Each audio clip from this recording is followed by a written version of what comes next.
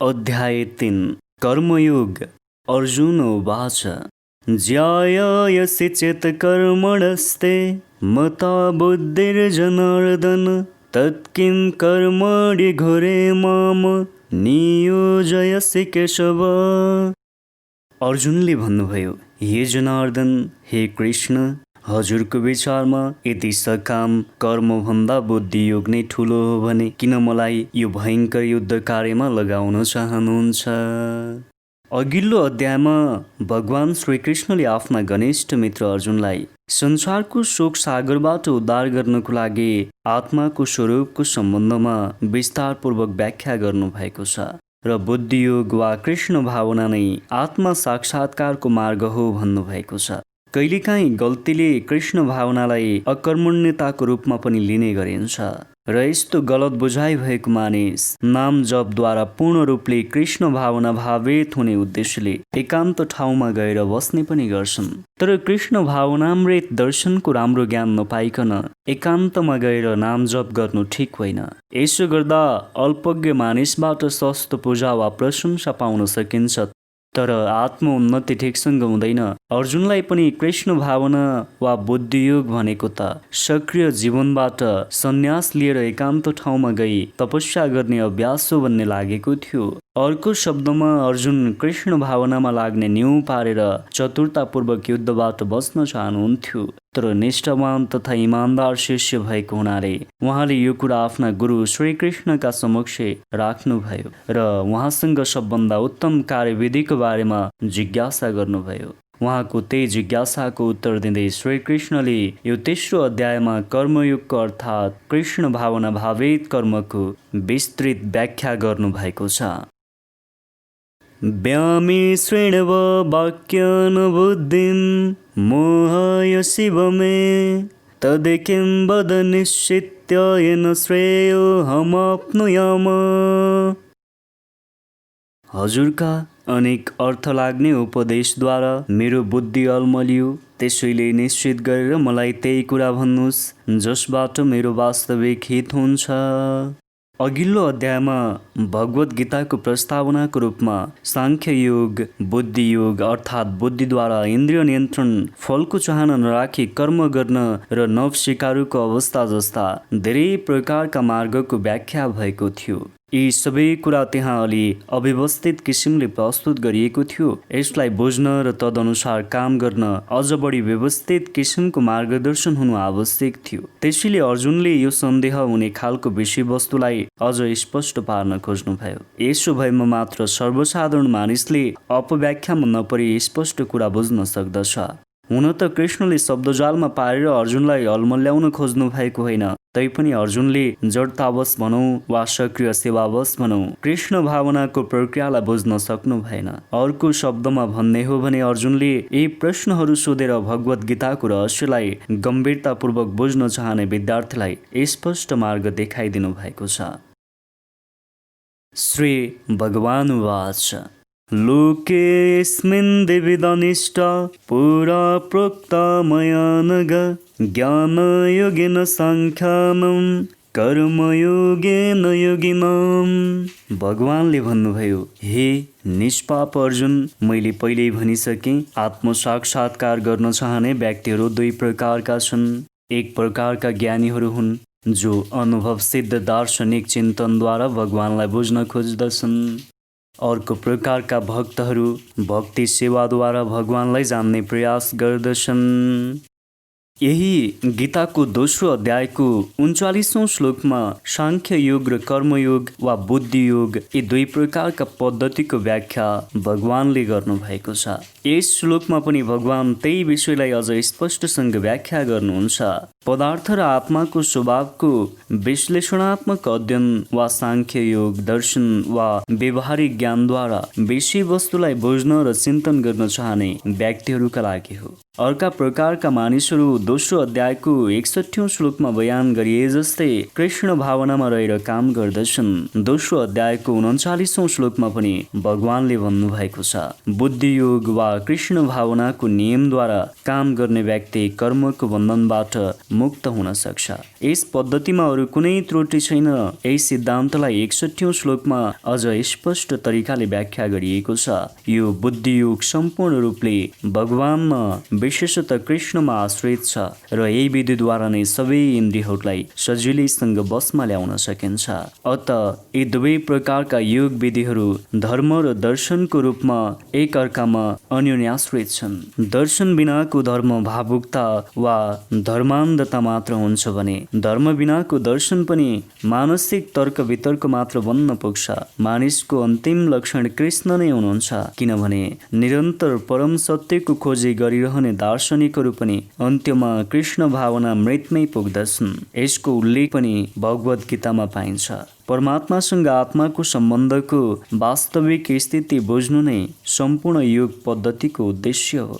दार्शनिक चिन्तन पनि एउटा अप्रत्यक्ष विधि हो जसद्वारा बिस्तारै कृष्ण भावना मृतसम्म पुग्न सकिन्छ र अर्को प्रत्यक्ष विधि पनि छ, त्यो हो कृष्ण भावना मृतमै रहेर हरेक वस्तुसँग आफ्नो सम्बन्ध कायम गर्नु। यी दुईवटा मार्गमा कृष्ण भावना नै उत्तम मार्ग हो, किनभने यसमा दार्शनिक विधिहरूद्वारा इन्द्रियहरूलाई शुद्धिकरण गरिराख्नु पर्दैन। कृष्ण भावना स्वयंमा नै एउटा शुद्धिकरण प्रक्रिया हो। यो भक्ति सेवा भगवत प्राप्तिको प्रत्यक्ष विधि हो। सँगसँगै यो सजिलो पनि छ र दिव्य पनि छ।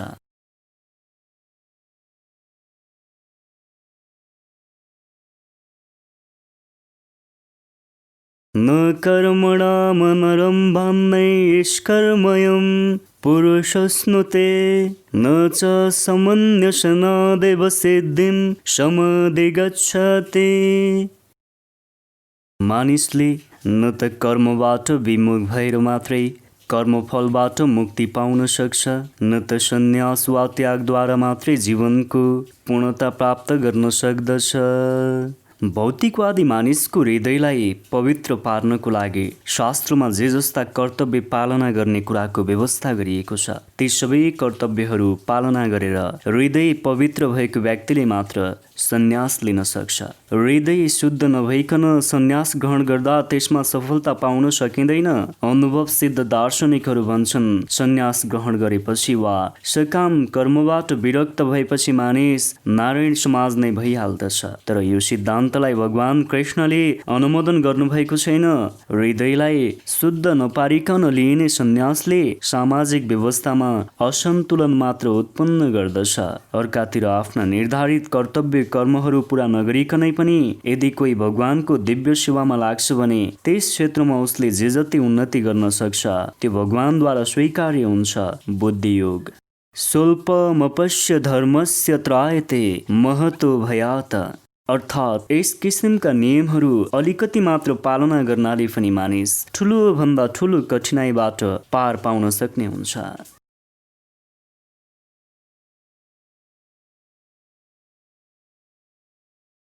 न हि कश्चित् क्षणमपि जातो तिष्ठत् कर्म कृत कार्यते वसः कर्म सर्वः प्रकृतिजैर्गुणैः। हरेक मानिसले प्रकृतिबाट आर्जित गुणहरूको अधीनमा रही तदनुसार कर्म गर्नै पर्छ। कुनै पनि मानिस एक क्षणको लागि पनि केही न केही कर्म नगरी रहन सक्दैन। यो शरीरधारी जीवनको प्रश्न नभएर आत्माको स्वभावको कुरा हो। आत्मा सधैँ सक्रिय छ। आत्मा नहुने हो भने भौतिक शरीर चल्न पनि सक्दैन। यो शरीर त आत्माद्वारा सञ्चालित हुने एउटा मृत वाहन जस्तो हो। आत्मा भने सधैँ क्रियाशील रहिरहन्छ र एकछिनपछि निष्क्रिय रहँदैन। त्यसैले आत्मालाई सधैँ कृष्ण भावना युक्त सत्कर्ममा लगाइराख्नुपर्छ। अन्यथा यो आत्मा मायाद्वारा निर्देशित व्यवसायमा संलग्न हुन पुग्छ। भौतिक शक्तिको सम्पर्कमा हुनासाथ आत्माले भौतिक गुण ग्रहण गर्दछ। यस्ता आकर्षणबाट आत्मालाई शुद्ध बनाइराख्नको लागि यसलाई शास्त्र सम्मत कर्तव्यमा लगाइराख्नुपर्छ। तर यदि आत्मा कृष्ण भावना मृतका स्वाभाविक कार्यमा लाग्छ भने उसले जे गर्छ त्यसबाट उसको कल्याण नै हुन्छ। श्रीमद् भागवत प्रथम स्कन्द 5औं अध्यायको 17औं श्लोकमा यो कुराको पुष्टि यसरी गरिएको छ। तकत्वा स्वधर्मं चरणाम्बुजं हरिर्भजन्न पक्वाथ पतित्ततो यदि यत्र कवभावद्रमबुधमुष्य किमको वार्थ आप्तो भजतां स्वधर्मतः। यदि कसैले कृष्ण भावना मृतलाई अँगालेको छ भने त्यसले शास्त्र सम्मत कर्म गर्न नसके पनि, राम्रोसँग भक्ति नगरेको भए पनि र आफ्नो स्तरबाट पतित भएको भए पनि त्यसलाई कुनै किसिमको अशुभ वा हानि हुँदैन। यसको विपरीत यदि कसैले समग्र शास्त्र सम्मत काम त गरेको छ तर ऊ कृष्ण भावना भावित छैन भने त्यसको केही काम छैन। अत कृष्ण भावनाको यो स्तरसम्म पुग्नको लागि शुद्धिकरणको प्रक्रिया आवश्यक छ। सन्यास वा अन्य कुनै शुद्धिकरणका प्रक्रियाहरू कृष्ण भावनाको परम लक्ष्यसम्म पुर्याउनको लागि हुन्, किनभने कृष्ण भावना बिना सबै कुरा अर्थहीन छन्। कर्मेन्द्रियाणि संयम्य आस्ते मनसा स्मरन् इन्द्रियार्थान् विमूढात्मा मिथ्याचारः स उच्यते। जसले कर्मेन्द्रियहरूलाई अधीनमा राखेको छ तर मनले इन्द्रियका विषयहरूको मात्रै चिन्तन गरिरहन्छ भने त्यसलाई कपटी वा पाखण्डी भन्नुपर्छ र त्यसले स्वयं आफैलाई नै धोका दिइरहेको हुन्छ। कयौं यस्ता ठगहरू पनि छन् जो कृष्ण भावना मृतमा रहेर काम गर्न स्वीकार गर्दैनन् तर देखावटी ध्यान गर्ने गर्दछन्। वास्तवमा यस्ता मानिसको मनमा सधैँ इन्द्रिय भोगकै चिन्तन चलिरहन्छ। यस्ता कपटीहरूले आफ्ना अनुयायीहरूलाई कुमार्गतिर लैजाने शुष्क दार्शनिक व्याख्यान पनि दिने गर्छन्, तर ती व्यक्तिहरू यी श्लोक अनुसार सबभन्दा ठूला ठगहरू हुन्। इन्द्रिय भोगको लागि गृहस्थ वा अरू कुनै आश्रममा रहेर पनि काम गर्न सकिन्छ। आफ्नो अवस्था वा मर्यादा अनुरूपको विधि विधानलाई पालन गर्ने मानिसले बिस्तारै आफ्नो आत्मशुद्धिको प्रक्रियामा उन्नति गर्दै जान्छ। तर जो आफूलाई योगीको रूपमा प्रदर्शित गर्दै इन्द्रिय तृप्तिको विषयको खोजीमा लागिरहन्छ त्यो सबभन्दा ठूलो धूर्त हो। चाहे उसले कति नै दार्शनिक उपदेश किन नदियोस्, त्यस्ता व्यक्तिको ज्ञानको कुनै मूल्य हुँदैन, किनभने त्यस्ता पापपूर्ण व्यक्तिका ज्ञानको प्रभावले भगवानकी मायाले अपहरण गरिदिन्छन्।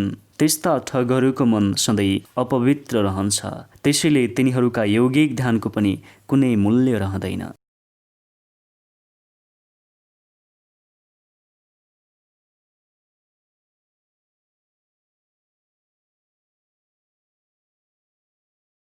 यस्ते वन्द्रियाणि मनसा नियम्यारभतेर्जुन कर्मेन्द्रियः कर्मयोगं शक्तः सविशस्यते। अर्कातिर मनद्वारा कर्मेन्द्रियहरूलाई नियन्त्रणमा राख्ने प्रयत्न गर्ने निष्ठावान व्यक्तिले यदि अनासक्त रहेर कृष्ण भावनामय कर्मयोग गर्दछ भने त्यो व्यक्ति अति श्रेष्ठ मानिन्छ। इन्द्रिय तृप्तिको लागि, विलासी जीवन बिताउनको लागि देखावटी किसिमको अध्यात्मवादी हुनुभन्दा आफ्नो निजी व्यवसायमा लागेर जीवनको उद्देश्य पूर्ति गर्नु राम्रो हो। सांसारिक बन्धनबाट मुक्ति पाउनु र भगवत धाममा प्रवेश गर्नु नै जीवनको परम उद्देश्य हो। मानिसको प्रमुख स्वार्थ वा स्वार्थ गति भन्नु नै भगवान विष्णुलाई प्राप्त गर्नु हो। जीवनको यही लक्ष्य प्राप्त गराउने उद्देश्यले नै सम्पूर्ण वर्णाश्रम व्यवस्थाको विधान गरिएको छ। एउटा गृहस्थ पनि कृष्ण भावनामा रहेर नियमित सेवा गर्नाले उक्त लक्ष्यसम्म पुग्न सक्छ। आत्मसाक्षात्कार गर्नको लागि मानिसले शास्त्रमा वर्णन गरिए अनुसार संयमित जीवनयापन गर्न पनि सक्छ र आसक्त नबनिकन आफ्नै कर्म गर्दै रहन पनि सक्छ। यसरी नै उसले प्रगति गर्न सक्छ। आफूलाई धार्मिक वा आध्यात्मिक देखाएर निर्दोष मानिसहरूलाई ठग्ने मिथ्याचारी पाखण्डी भन्दा त निष्ठापूर्वक आफ्नै काम गरिरहने व्यक्ति धेरै उत्तम हुन्छ। आफ्नो जीविकाको लागि ध्यानको ढोग गर्ने पाखण्डी ध्यानी भन्दा इमान्दारितापूर्वक गल्लीमा बढार्ने कुचो लगाउने व्यक्ति कता हो कता ठुलो हुन्छ।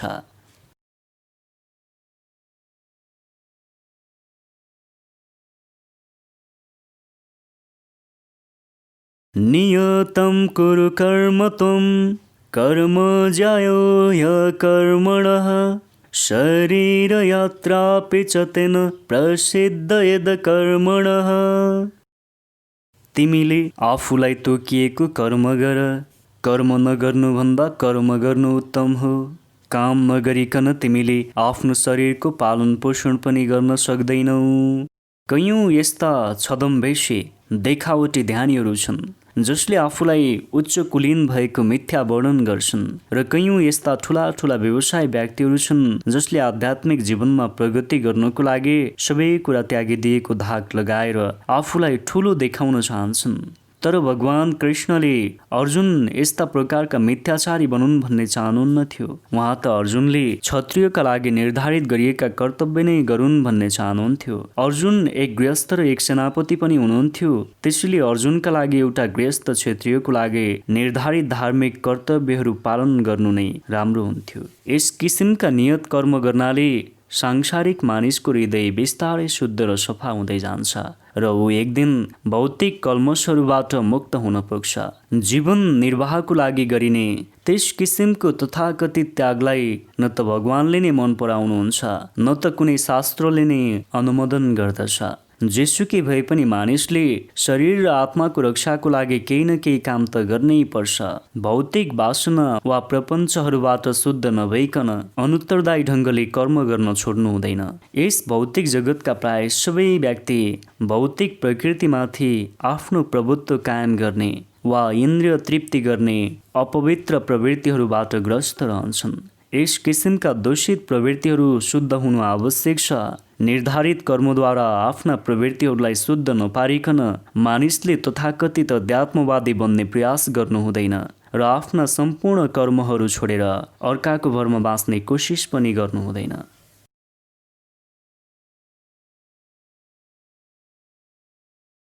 यज्ञार्थात् कर्मणोऽन्यत्र लोकोऽयं कर्म बन्धनः तदर्थं कर्म कौन्तेय मुक्त सङ्गः समाचर। विष्णुको लागि भनेर यज्ञको रूपमा कर्म गर्नुपर्छ, अन्यथा यस संसारका हरेक कर्म बन्धनका कारण बन्न पुग्दछन्। त्यसैले हे कुन्ती पुत्र, विष्णुकै प्रसन्नताको लागि आफूलाई तोकिएको कर्म गर, त्यसो गरेमा तिमी बन्धनबाट मुक्त हुनेछौ। आफ्नो शरीरको रक्षाको लागि पनि मानिसले कर्म गर्नै पर्छ। विशेष किसिमको सामाजिक अवस्था र गुणलाई ध्यानमा राखेर नै निर्धारित कर्मको व्यवस्था गरिएको हो। यस्ता कर्मबाट सबै सामाजिक उद्देश्य पनि पूर्ण हुन्छन्। यज्ञको अर्थ भगवान विष्णु हुनुहुन्छ वा यज्ञ सम्पादन गर्नु हो। सबै यज्ञको अर्थ पनि भगवान विष्णुलाई सन्तुष्ट पार्नु नै हो। वेदमा भनिएको छ, यज्ञो वै विष्णुः। अर्को शब्दमा भन्दा कसैले तोकिएका यज्ञ गरून् वा प्रत्यक्ष रूपले भगवान विष्णुको सेवा गरून्, यी दुवै कुराबाट एउटै प्रयोजन सिद्ध हुन्छ। अत कृष्ण भावनामृत पनि एक किसिमको यज्ञ नै हो। यही कुरा यो श्लोकमा भनिएको छ। वर्णाश्रम विधानको लक्ष्य पनि भगवान विष्णुलाई सन्तुष्ट पार्नु नै हो।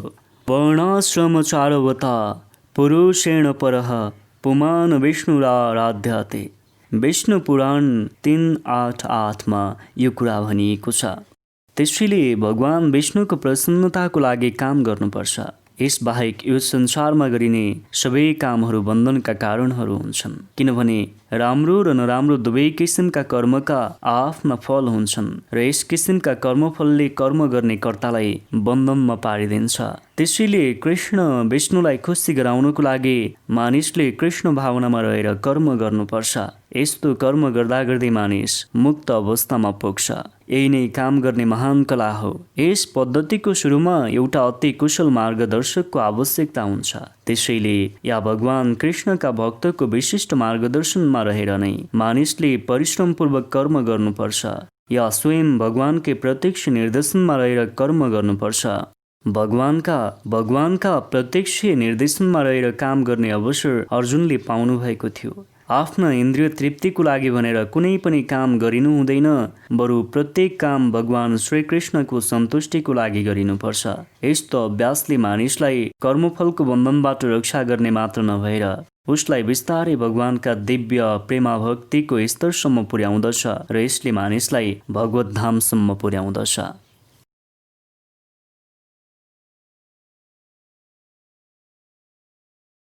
स यज्ञः प्रजः श्रेष्ठ वा पुरोवाच प्रजापतिः अनेन प्रसवेश्य धूमेश वसे तिष्ठ कामोदक।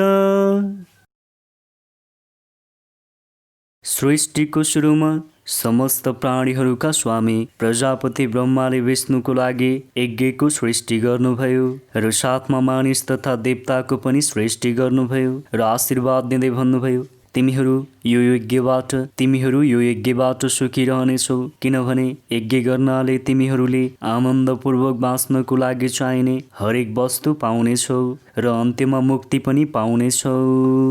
प्राणीहरूका स्वामी भगवान विष्णुले यो भौतिक सृष्टिको रचना गरेर बद्ध जीवहरूलाई आफ्नो घर भगवत धाम फर्कने एउटा सुअवसर प्रदान गर्नुभएको छ। यस भौतिक सृष्टिका सम्पूर्ण जीवात्माहरू भौतिक प्रकृतिका बन्धनमा परेका छन्, किनभने तिनीहरूले भगवान विष्णु वा कृष्णसँग रहेको आफ्नो सम्बन्धलाई बिर्सेका छन्। वैदिक सिद्धान्तहरूले हामीलाई भगवानसँगको हाम्रो शाश्वत सम्बन्धलाई सम्झाइदिन मद्दत गर्दछन्। वैदिक सिद्धान्तहरूले हामीलाई भगवानसँगको हाम्रो शाश्वत सम्बन्धलाई सम्झाइदिन मद्दत गर्दछन्। भगवानले भगवत गीतामा भन्नुभएको छ, वेदैश्च सर्वैरहमेव वेदः, अर्थात् सम्पूर्ण वेदहरूको लक्ष्य मलाई बुझ्नु हो। वैदिक ऋचाहरूमा भनिएको छ, पतिं विश्वस्यात्मेश्वरम्, अर्थात् भगवान विष्णु नै सम्पूर्ण प्राणीहरूका स्वामी हुनुहुन्छ। श्रीमद् भागवतको दोस्रो स्कन्द 4औं अध्यायको 20औं श्लोकमा पनि श्री सुखदेव गोस्वामीले भगवानलाई विविध प्रकारले स्वामीको रूपमा यसरी बयान गर्नुभएको छ। श्रेयः पतिर्यज्ञपतिः प्रजापतिर्देयम् पतिर्लोकपतिर्धरापतिः पतिर्गतिश्छन्दक वृष्णिसात्वातं प्रसेदतं मे भगवान् सतं पतिः। भगवान विष्णु प्रजापति हुनुहुन्छ। उहाँ सम्पूर्ण प्राणीहरूका, सम्पूर्ण विश्वका र सम्पूर्ण सौन्दर्यका स्वामी हुनुहुन्छ र हरेक संरक्षक पनि हुनुहुन्छ। विष्णुको सन्तुष्टिका लागि यज्ञहरू कसरी सम्पादन गर्नुपर्छ भन्ने कुराको शिक्षा बद्ध जीवात्माहरूलाई प्रदान गर्ने उद्देश्यले भगवानले यो भौतिक संसारको रचना गर्नुभएको हो। यसरी विष्णुको सन्तुष्टिको लागि यज्ञ गर्नाले जीवहरू संसारमा रहन्जेल अत्यन्त सुविधापूर्ण तथा चिन्तारहित जीवन बाँच्न सक्नेछन् र यो भौतिक शरीर समाप्त भएपछि तिनीहरू भगवत धाममा प्रवेश गर्न सक्नेछन्। यो सम्पूर्ण कार्यक्रम नै बद्ध जीवका लागि हो। यज्ञ गर्नाले जीवात्मा क्रमशः कृष्ण भावना भावित हुन पुग्नेछन् र सबै पक्षबाट देवतुल्य हुन पुग्नेछन्। वैदिक शास्त्रहरूले नै कलियुगमा संकीर्तन यज्ञ गर्ने विधान गरेका छन् र यस युगका सबै मानिसको मुक्तिको लागि भगवान चैतन्य महाप्रभुले यस दिव्य विधिको प्रवर्तन गर्नुभयो। संकीर्तन यज्ञ र कृष्ण भावनाको आपसमा राम्रो सम्बन्ध छ। श्रीमद् भागवत 11औं स्कन्द 5औं अध्यायको 32औं श्लोकमा संकीर्तन यज्ञको विशेष प्रसङ्गमा भगवान श्रीकृष्णकै भक्तिमय स्वरूप भगवान चैतन्यको बारेमा यस्तो वर्णन गरिएको छ। कृष्ण वर्ण त्वेषा कृष्णं साङ्गोपाङ्गास्त्र पार्षदं यज्ञैः संकीर्तन प्रायैरै जन्ते सुमेधसः। यस कलियुगमा पर्याप्त बुद्धिले युक्त भएका मानिसहरू संकीर्तन यज्ञद्वारा अङ्ग उपाङ्ग तथा पार्षदहरू सहित भगवानको अर्चना गर्दछन्। यस युगमा वैदिक साहित्यमा उल्लेख गरिएका अन्य यज्ञहरू सम्पन्न गर्न निकै कठिन छ, तर यो संकीर्तन यज्ञ सजिलो र अरू सबै दृष्टिले महान छ। भगवत गीताको 9औं अध्यायको 14औं श्लोकमा पनि यसको पुष्टि गरिएको छ। देवानुभावयतानेन ते देवा भावयन्तु वः परस्परं भावयन्तः श्रेयः परं वापश्यथ। यज्ञहरूद्वारा सन्तुष्ट भएका देवताहरूले तिमीहरूलाई पनि सन्तुष्ट गराउनेछन् र यसरी मानिस र देवता बीचको पारस्परिक सहयोगद्वारा सबैको समुन्नति हुनेछ। देवताहरू सांसारिक कार्यका लागि अधिकार प्राप्त प्रशासक हुन्। हरेक प्राणीलाई शरीर तथा आत्मा धारण गर्नका लागि आवश्यक पर्ने हावा, प्रकाश, पानी र यस्तै अन्य वरदानहरू दिने अधिकार देवताको अधीनमा छन्। यी देवताहरू भगवानकै शरीरका विभिन्न अङ्गहरूका असंख्य सहायक हुन्। यिनीहरूको प्रसन्नता र अप्रसन्नता मानिसद्वारा गरिने यज्ञमा भर पर्छ। कुनै पनि यज्ञको उद्देश्य कुनै विशेष देवतालाई खुसी तुल्याउनु हुन्छ। यसो भए तापनि सम्पूर्ण यज्ञका प्रमुख भोक्ताका रूपमा भगवान विष्णुकै पूजा गरिन्छ। भगवत गीतामा पनि भनिएको छ, सबै प्रकारका यज्ञका भोक्ता स्वयं श्रीकृष्ण नै हुनुहुन्छ।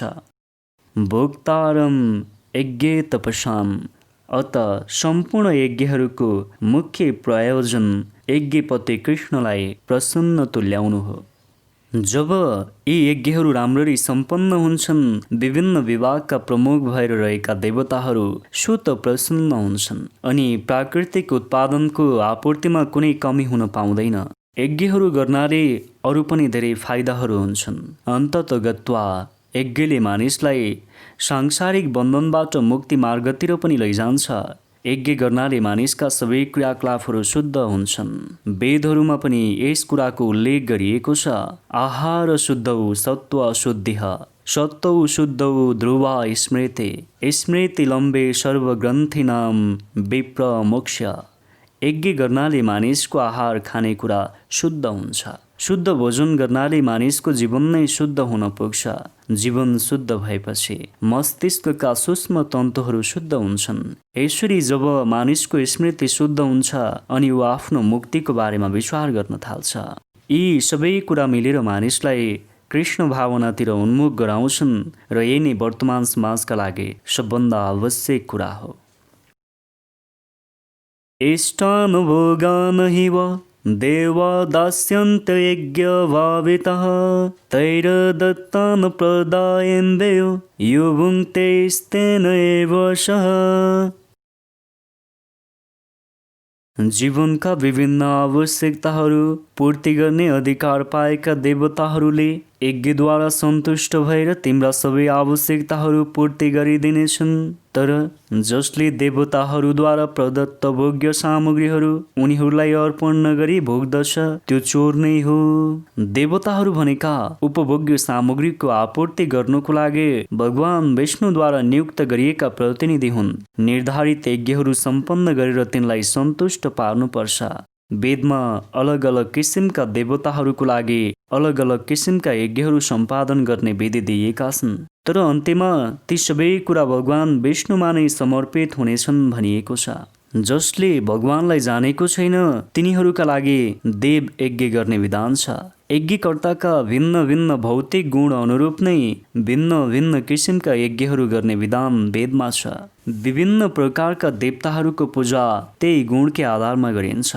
मांसाहारीका लागि देवी कालीको पूजा गर्ने विधान छ। कालीका देवी भौतिक प्रकृतिकै विकराल स्वरूप हुन् र ती देवीका अगाडि पशुहरूको बलि दिने विधान छ। तर जो सत्वगुणी छ उसका लागि भने भगवान विष्णुको सात्विक पूजा गर्ने विधान छ। अन्त्यमा गएर सबै यज्ञहरूको उद्देश्य क्रमशः दिव्य पदसम्म पुग्नु हो। सर्वसाधारण व्यक्तिको लागि कम्तीमा पनि 5वटा यज्ञहरू अर्थात् पञ्चयज्ञ गर्नु आवश्यक छ।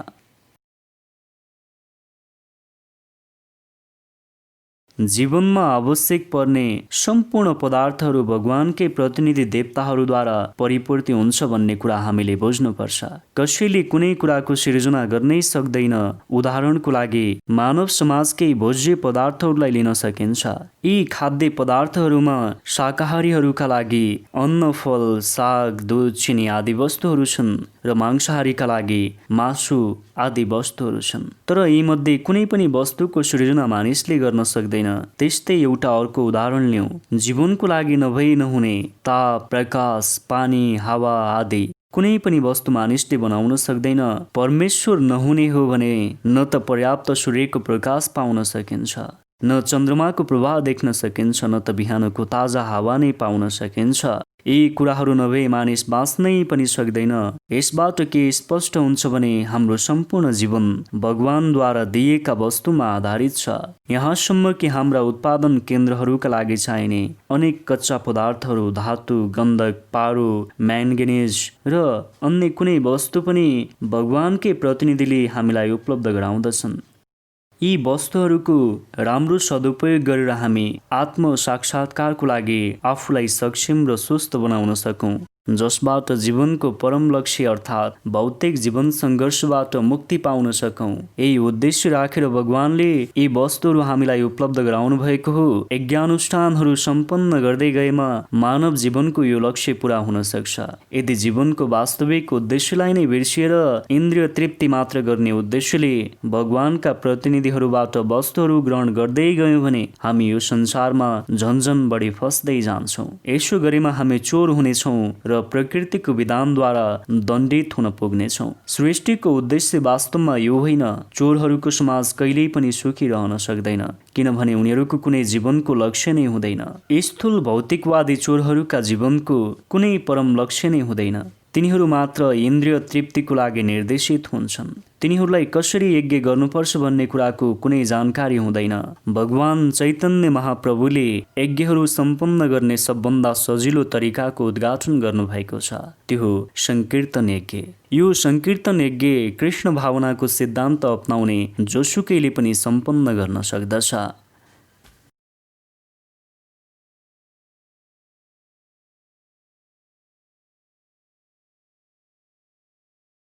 यज्ञशिष्टासिनः सन्तो मुच्यन्ते सर्वगिल्विषैः भुञ्जते तोगं पापाय पञ्चन्त्यात्मकारणात्। भगवानका भक्तहरू आफ्नो भोजन सर्वप्रथम यज्ञमा अर्पण गरेर मात्रै ग्रहण गर्दछन्। त्यसैले तिनीहरू सबै प्रकारका पापबाट मुक्त हुन्छन्। तर जो आफ्नो स्वादको लागि मात्र भोजन तयार गर्छ त्यसले निश्चय नै पाप मात्रै खान्छ। जो भगवानका भक्त छन् वा कृष्ण भावनामा लागेका छन् तिनीहरूलाई सन्त भनिन्छ। तिनीहरू सधैँ भगवानको प्रेममा निमग्न रहिरहन्छन्। ब्रह्म संहितामा पनि भनिएको छ, प्रेमाञ्जनक्षुरित भक्ति विलोचनेन सन्तः सदैव हृदयेषु विलोकयन्ते। सन्तहरू सधैँ भगवान गोविन्द सम्पूर्ण आनन्ददाता या मुकुन्द मुक्तिदाता या कृष्ण सर्वाकर्षक व्यक्तित्वका प्रगाढ प्रेममा मग्न रहने हुनाले तिनीहरूले कुनै पनि वस्तु भगवानलाई अर्पण नगरी ग्रहण गर्दैनन्। अत यस्ता भक्तहरू श्रवण, कीर्तन, स्मरण, अर्चना आदि भिन्न भिन्न भक्तिका साधनद्वारा भगवानको यज्ञ गरिरहेका हुन्छन्, जसबाट तिनीहरू संसारका सम्पूर्ण पापमय सङ्गतिका दोषबाट सधैँभरि अलग्गै रहन्छन्। अन्य जो आफ्नो लागि वा आफ्नै इन्द्रिय तृप्तिको लागि भोजन तयार गर्छन् तिनीहरू केवल चोर मात्र नभएर सबै किसिमका पापका भोक्ता पनि हुन्। जो व्यक्ति चोर पनि छ र पापी पनि छ त्यसले कसरी सुख पाउन सक्छ? अत मानिसहरूलाई सबै पक्षबाट प्रसन्न गर्नको लागि कृष्ण भावनामा रहेर संकीर्तन यज्ञ सम्पन्न गर्ने सजिलो विधि सिकाउनु पर्छ। अन्यथा यो संसारमा सुख र शान्ति भन्ने हुनै सक्दैन। अन्नाद भवन्ति भूतानि पर्जन्यदन्न सम्भवः यज्ञाद भवति पर्जन्यो यज्ञः कर्म समुद्भवः। सबै प्राणीहरू अन्नमा आश्रित छन्। अन्न वर्षाबाटै पैदा हुन्छ। यज्ञहरू सम्पन्न गर्नाले वर्षा हुन्छ र यज्ञ निर्धारित कर्मबाटै उत्पन्न हुन्छ। भगवद् गीताका महान टीकाकार श्रील बलदेव विद्याभूषण आफ्नो टीकामा यसरी लेख्नुहुन्छ, ए इन्द्रियाङ्गतयावस्थितं यज्ञं सर्वेश्वरं विष्णुमवचर्य तक्षे समश्नन्ति तेन तद्देह यात्रां सम्मादयन्ति ते सन्तः सर्वेश्वरस्य यज्ञपुरुषस्य भक्ताः सर्वकिलविषैरनादिकालवि वृद्धैरात्मानुभव प्रतिबन्धकैरनिखिलैः पापैरविमुच्यन्ते। परमेश्वर स्वयं यज्ञ पुरुष हुनुहुन्छ। उहाँ सम्पूर्ण यज्ञहरूका भोक्ता हुनुहुन्छ र सबै देवताका स्वामी पनि हुनुहुन्छ। जसरी शरीरका विविध अङ्गहरूले सिङ्गै शरीरको सेवा गर्छन्, त्यसै गरी सबै देवताहरूले भगवानको सेवा गर्दछन्। इन्द्र, चन्द्र तथा वरुण जस्ता देवताहरू भगवानद्वारा सांसारिक कामको रेखदेख गर्नको लागि नियुक्त गरिएका अधिकृत हुन्। वेदहरूले यिनै देवताहरूलाई सन्तुष्ट पार्नको लागि यज्ञहरू गर्न निर्देशन दिन्छन् अनि देवताहरू यज्ञबाट सन्तुष्ट भएर अन्न उत्पादन गर्नको लागि पर्याप्त हावा, प्रकाश र जल आदि प्रदान गर्दछन्। तर स्वयं श्रीकृष्णको पूजा गर्दा उहाँका अङ्गस्वरूप भएका रहेका देवताहरूको स्वत पूजा हुने हुँदा ती देवताहरूको लागि फेरि अलग्गै पूजा गरिरहनु पर्ने आवश्यकता छैन। त्यसै कारणले कृष्ण भावनामा लागेका भगवानका भक्तहरू पहिले भगवानलाई भोग लगाउँछन् अनि ग्रहण गर्दछन्। यो आध्यात्मिक किसिमले शरीरको पोषण गर्ने एउटा विधि हो। यसो गर्नाले पुनर्जन्ममा शरीरद्वारा गरिएका पाप कर्मका प्रतिफलहरू मात्र नष्ट हुँदैनन्, अपितु वर्तमान शरीर पनि संसारका सम्पूर्ण प्रदूषणहरूबाट मुक्त हुन्छ। जब कहीँ संक्रामक रोग फैलिन्छ, एउटा प्रतिरोधात्मक सुईले मानिसलाई त्यस किसिमको संक्रामक रोगबाट बचाउँछ। त्यसै गरी भगवान विष्णुलाई सर्वप्रथम भोग लगाएर खाएको भोजनले पनि हामीलाई सांसारिक अनुरागबाट पर्याप्त मात्रामा रक्षा गर्छ। जो यस किसिमको विधिमा अभ्यस्त छ त्यसलाई भगवानको भक्त भनिन्छ। अत जसले कृष्ण भावनामा रहेर कृष्णलाई अर्पण गरेको खाद्य मात्र ग्रहण गर्छ, त्यो व्यक्ति आत्म साक्षात्कारको मार्गमा बाधक बनेर रहेका पूर्वजन्मका समस्त भौतिक दोषका प्रतिफलको सामना गर्न समर्थ हुन्छ। अर्कातिर जसले यसो गर्दैन त्यसले पापपूर्ण कर्मको परिमाण बढाइरहेको हुन्छ र आगामी जन्ममा कुकुर र सुँगुरको शरीर धारण गर्ने तयारी पनि गरिरहेको हुन्छ, जहाँ पुगेर उसले समस्त पापका प्रतिफलको रूपमा आइपर्ने कष्ट भोग्नुपर्छ। यो भौतिक जगत दोषले भरिएको छ।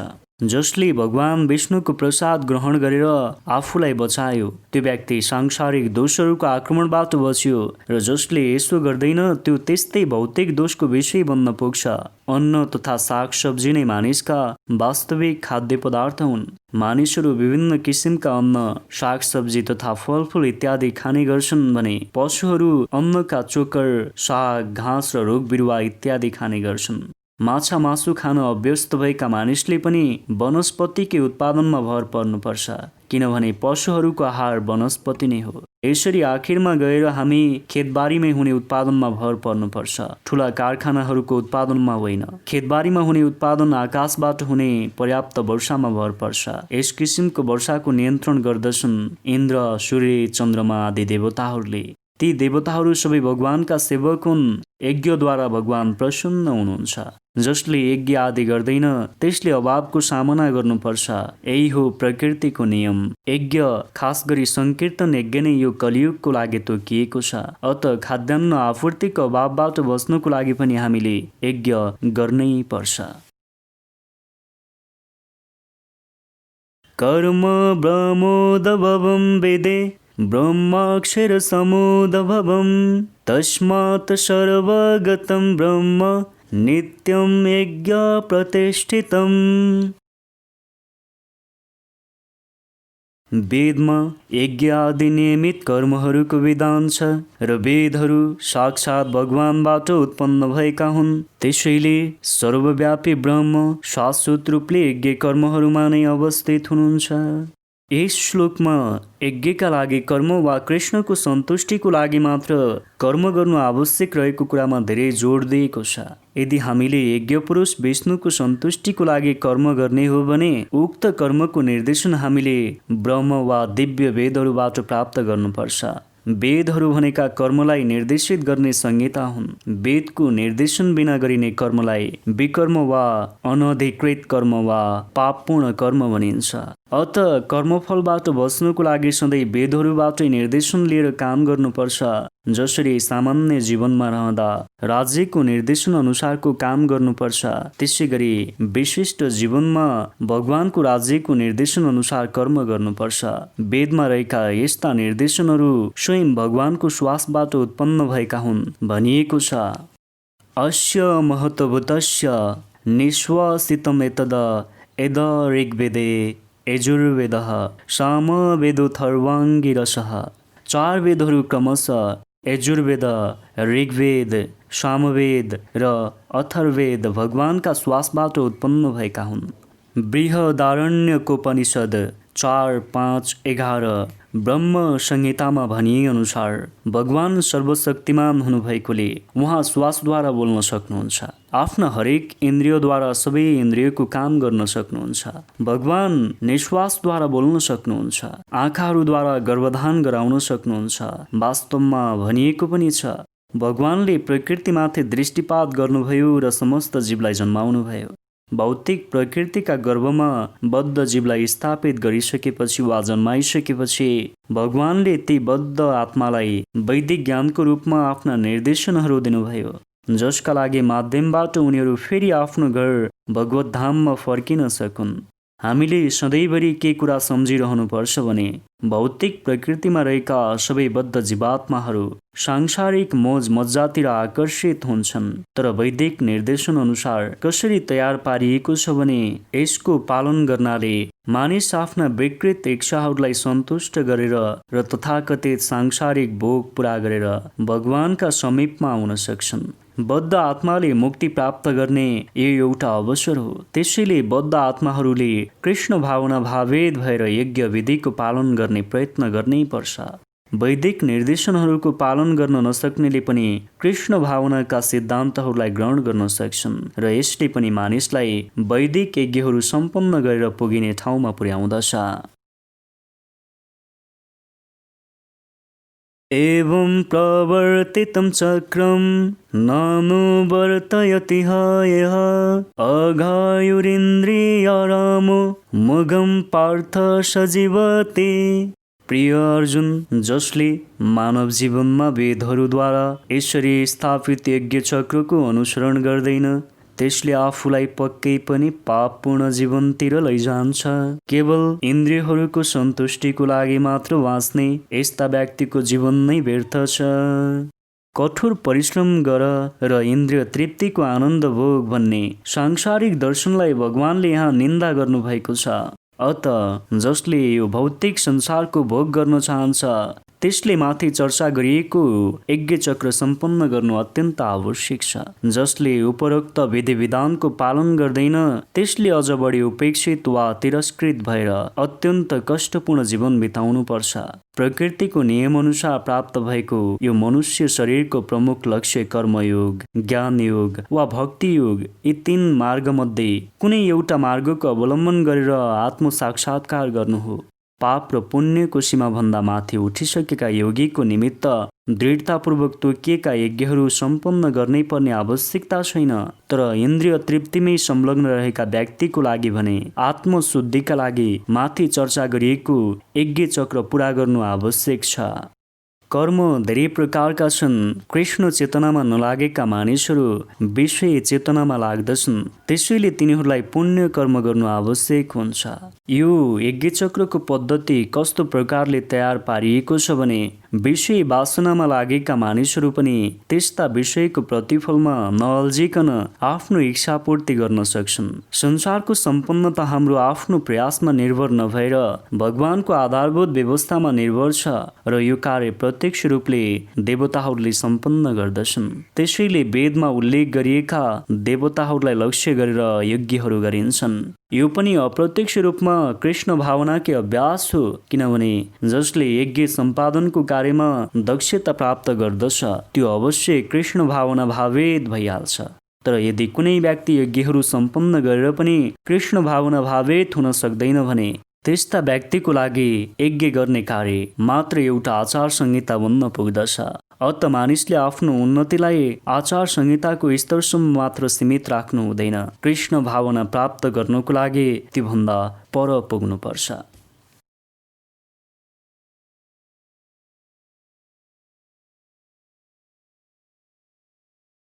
एष्वात्मरतेरेव स्यादात्मतृप्तस्य मानवः आत्मन्यवेच सन्तुष्टस्तस्य कार्यं न विद्यते।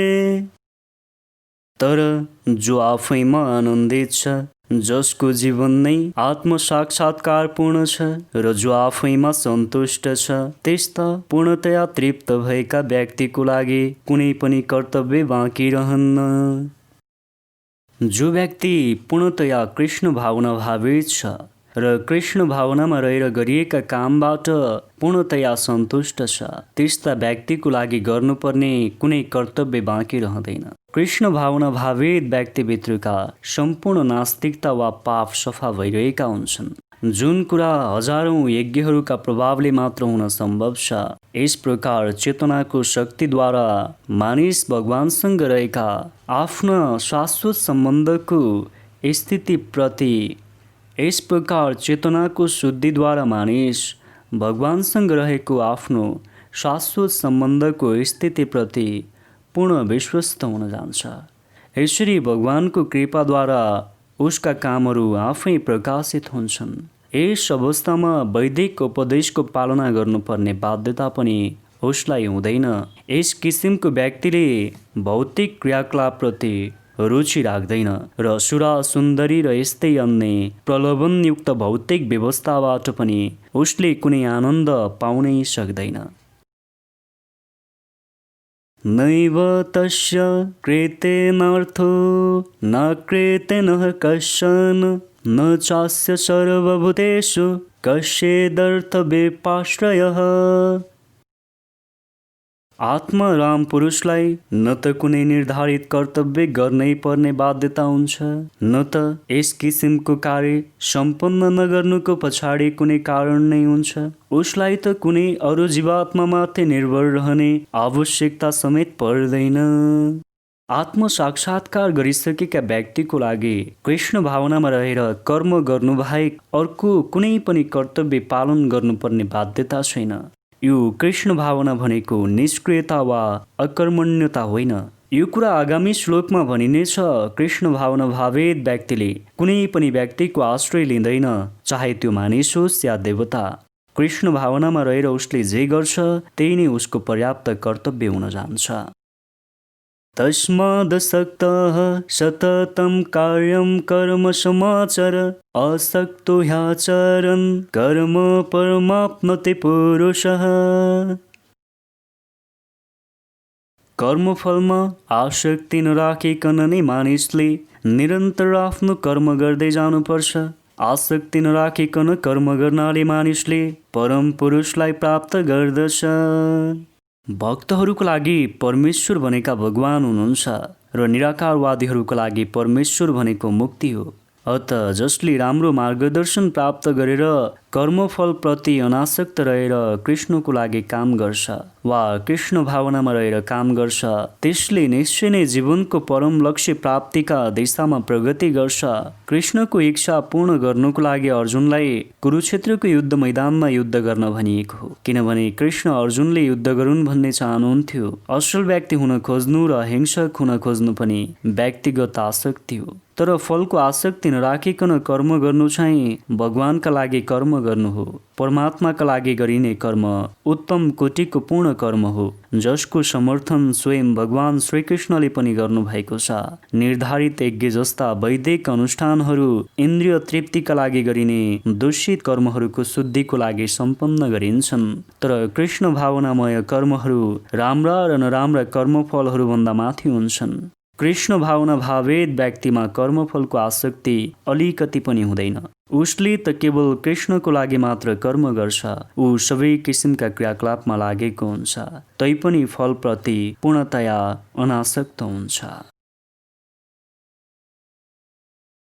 कर्मणैव हि संसिद्धिमास्थिता जनकादयः लोकसंग्रहमेवापि सम्पश्यन् कर्तुमर्हसि।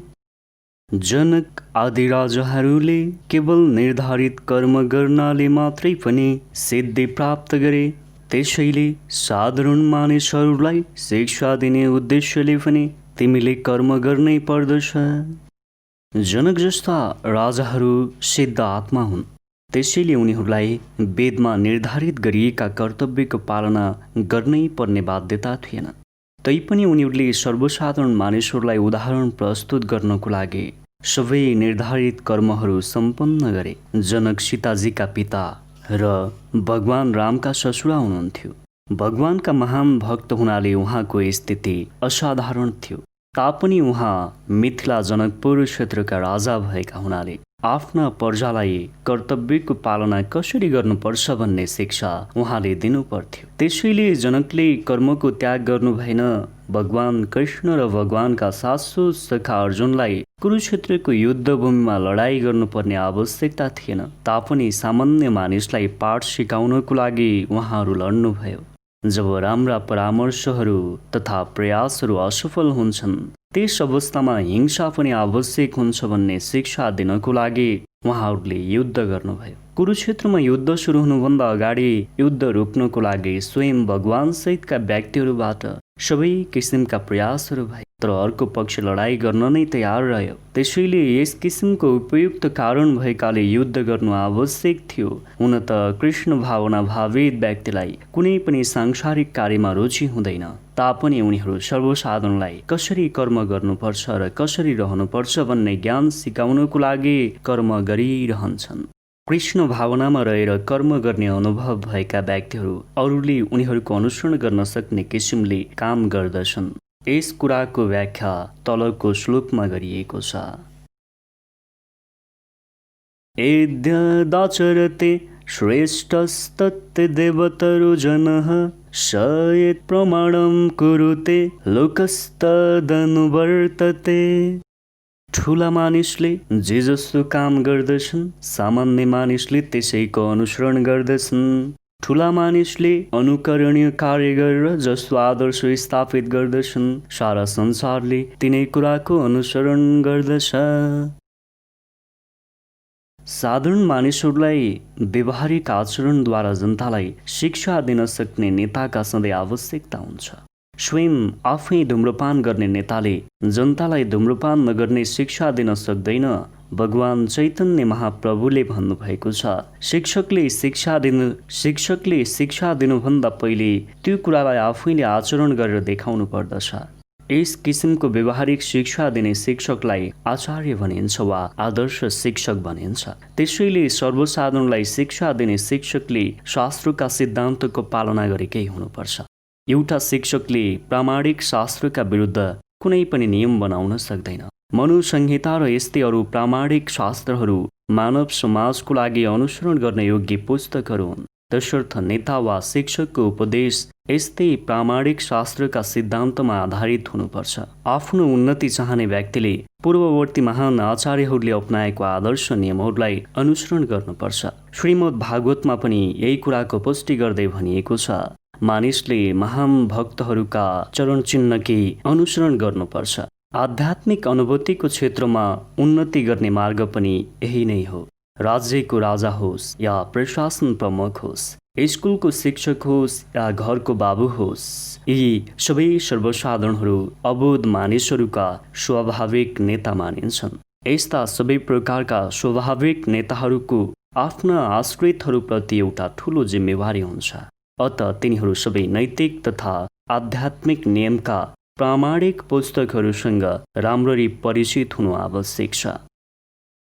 न मे पार्थास्ति कर्तव्यं त्रिषु लोकेषु किञ्चन न वाप्तं वाप्तव्यं वर्त एव च कर्मणि। हे पृथापुत्र, तिनै लोकमा मैले गर्नै पर्ने कुनै कर्तव्य छैन। न त मलाई कुनै वस्तुको चाहना छ न त कुनै कुराको आवश्यकता नै, तैपनि म आफ्नो कर्तव्य कर्ममा लागिरहन्छु। वैदिक साहित्यहरूमा भगवानको वर्णन यसरी गरिएको छ, तमीश्वरणं परं महेश्वरं तं देवतानां परं च दैवतं पतिं पतिनां परं परस्तादविदां देवं भुवनेस्मिडयं न तस्य कार्यकरं च विद्यते न तस्मशाव्यधिकस्य दृश्यते परास्य शक्तिर्विविधैव श्रूयते स्वाभाविकी ज्ञानबलक्रिया च।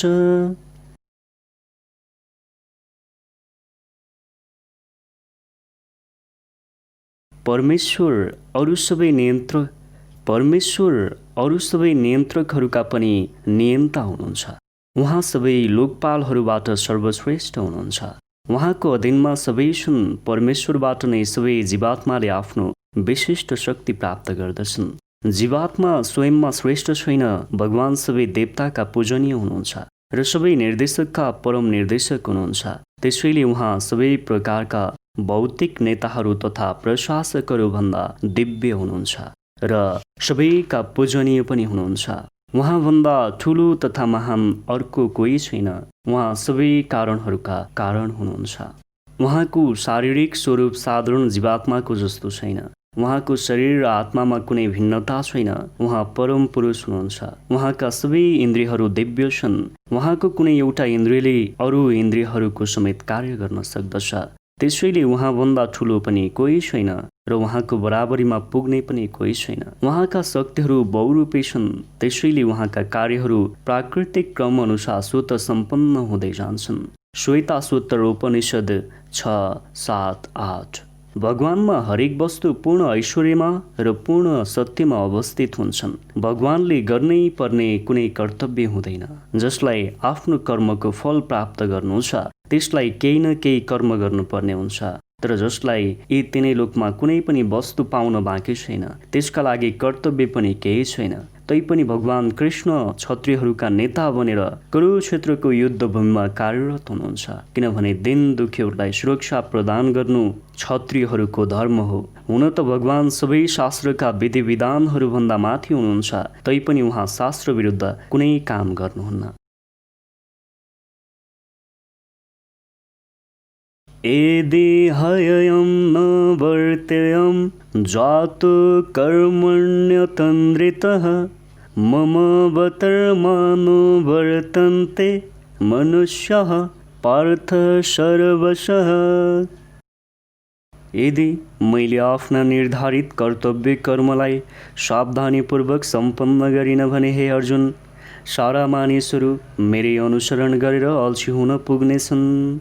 आध्यात्मिक जीवनमा प्रगति गर्नको लागि सामाजिक शान्तिको आवश्यकता पर्छ र यसको लागि केही परम्परागत रीतिरिवाजहरू छन्। सबै सभ्य मानिसहरू यस्ता रीतिरिवाजहरूको परिपालन गर्ने गर्दछन्।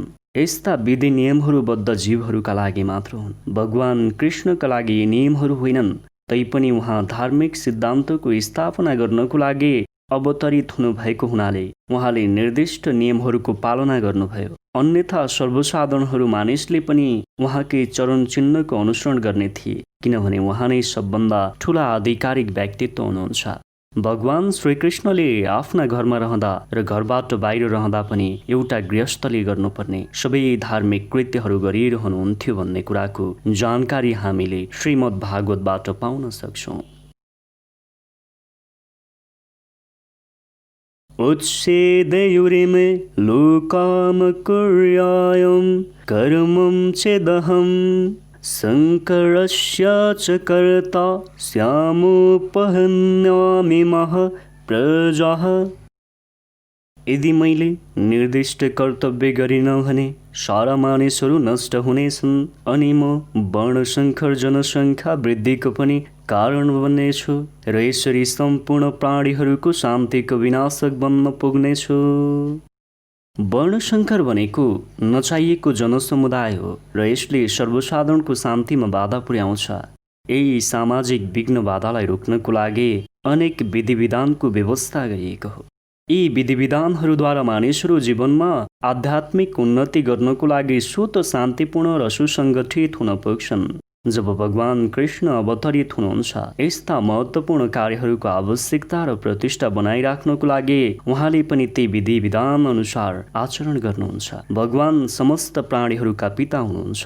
अत यदि प्राणीहरू पथभ्रष्ट भए भने त्यसको उत्तरदायित्व अप्रत्यक्ष रूपले भगवानमा नै जान्छ। त्यसैले जब जब धार्मिक नीति नियमको अनादर हुन थाल्छ तब तब भगवान स्वयं अवतरित भएर समाजलाई ठिक गर्नुहुन्छ। हामीले एउटा कुरामा ध्यान दिनु आवश्यक छ। त्यो के हो भने हामीले भगवानका चरण चिन्हको अनुसरण गर्नुपर्छ तर उहाँको अनुकरण गर्न खोज्नु हुँदैन। त्यसो गर्न पनि सकिँदैन। अनुसरण गर्नु र अनुकरण गर्नु एउटै होइन। भगवानले आफ्नो बाल्यावस्थामा गोवर्धन पर्वत उचाल्नु भएको थियो, तर हामी त्यसो गर्न सक्दैनौँ। मानिसको लागि यो असम्भव छ। उहाँका उपदेशको अनुसरण गर्नुपर्छ, तर कहिल्यै पनि उहाँको अनुकरण गर्न खोज्नु हुँदैन। श्रीमद् भागवत 10:33-31 यस कुराको पुष्टि गर्दै भनिएको छ, नैतत् समाचरे जातो मनशापेह्यनीश्वरः विनश्यत्याचरन् मौढयाद्यथारो द्रव्देजं विषम्। ईश्वराणां वचः सत्यं तथैवाचरितं क्वचित् तेषामेतशोवचयुक्तं बुद्धिमास्तत् समाचरेत। मानिसले भगवानको र भगवानद्वारा शक्ति प्रदत्त भक्तहरूको उपदेशलाई पालन गर्नुपर्दछ। उनीहरूका उपदेशहरू हाम्रा लागि कल्याणकारी हुन्छन्। बुद्धिमान मानिसले ती उपदेशलाई कार्यान्वयन गर्दछन् र उनीहरूका क्रियाकलापको अनुकरण गर्ने प्रयास नहोस् भन्ने कुरामा सतर्कता अपनाउँछन्। भगवान शिवको अनुकरण गरेर कसैले पनि विषको सागरलाई पिउने प्रयास गर्नु हुँदैन। ईश्वरले सूर्य र चन्द्रमाको गतिविधिलाई समेत नियन्त्रण गर्न सक्नुहुन्छ। हामीले सधैँ ईश्वरको त्यो श्रेष्ठ अवस्थालाई विचार गर्नुपर्छ। यस किसिमको शक्ति नभइकन कोही पनि ईश्वर हुन सक्दैन। ईश्वर भनेको सर्वशक्तिमान हो। भगवान शिवजीले समुद्रसम्म फैलिएको विषलाई पिइदिनु भयो, तर कुनै सामान्य मानिसले यस किसिमको विष एउटा सानो अंश मात्र पनि पिउने प्रयास गर्दछ भने त्यो मरिहाल्दछ। शिवजीका यस्ता धेरै ढोंगी भक्तहरू छन् जो गाँजा र यस्तै अन्य लागु पदार्थमा लागेका छन्। तिनीहरूले आफ्नो सामर्थ्यलाई भुलेर भगवान शिवका कार्यको अनुकरण गर्दै मृत्युलाई नजिक बोलाइरहेका छन्। यसै गरी भगवान कृष्णका पनि केही ढोंगी भक्तहरू छन् जो गोवर्धन पर्वत उचाल्ने आफ्नो असमर्थतालाई बिर्सिएर भगवानको रासलीला र प्रेम नृत्यको अनुकरण गर्न चाहन्छन्। अत मानिसहरूले शक्तिमानको अनुकरण गर्नतर्फ नलागेर उनीहरूको उपदेशको अनुसरण गर्नु नै सबभन्दा राम्रो हो। योग्यता नभएका व्यक्तिले उनीहरूको ठूलो पद हत्याउन खोज्नु हुँदैन। तर अहिले भगवानको शक्ति नभएका धेरै ईश्वरीय अवतारहरू देखिएका छन्। शक्ताः कर्मण्य विदांशु यथा कुर्वन्ते भारत कुर्याद् विदांस्तथा शक्तस्य किरशुर्लोकसंग्रहम्। जसरी एउटा अज्ञानी व्यक्तिले फलमा आसक्ति राखेर कर्म गर्दछ, विद्वानले पनि त्यसरी नै कर्म गर्दछ, तर उसको कर्म मानिसलाई सही मार्गमा हिँडाउने उद्देश्यले अनासक्त रहेर गरिएको हुन्छ। कृष्ण भावनायुक्त व्यक्ति र कृष्ण भावना रहित व्यक्ति तिनीहरूका चाहनाले नै छुट्टिन्छन्। कृष्ण भावनामा लागेको व्यक्तिले कृष्ण भावनाको विकासमा प्रतिकूल हुने कुनै काम गर्दैन। हुन त उसको काम गराए पनि भौतिक क्रियाकलापमा अत्यन्त आसक्त भएको व्यक्तिको जस्तै हुन्छ। तर फरक के छ भने भौतिक क्रियाकलापमा संलग्न व्यक्ति आफ्नै इन्द्रियहरूलाई तृप्त गर्नको लागि कर्म गर्दछन् भने कृष्ण भावना भावित व्यक्ति चाहिँ कृष्णको सन्तुष्टिको लागि कर्म गर्दछन्। अत साधारण मानिसलाई कसरी कर्म गर्नुपर्छ र कर्मफललाई कसरी कृष्ण भावनामा लगाउनु पर्दछ भन्ने बुझाउनको लागि पनि कृष्ण भावना भावित व्यक्तिले आफै उदाहरण बनेर देखाउनुपर्छ। न बुद्धिभेदं जनयेद् ज्ञानं कर्म संगिनाम् जोषयेत् सर्वकर्माणि विद्वान् युक्तः समाचरन्। ज्ञानी पुरुषले सकाम कर्ममा आसक्त भएका अज्ञानीहरूको बुद्धिलाई विचलित पारिदिनुहुन्न र तिनलाई कर्म गर्नबाट रोकिदिनुहुन्न। बरु भक्तिभावले काम गर्दै तिनीहरूलाई सबै प्रकारका क्रियाकलापमा संलग्न गराउनु पर्दछ कृष्ण भावनाको क्रमिक विकासको लागि। वेदैश्च सर्वैरहमेव वेद्य।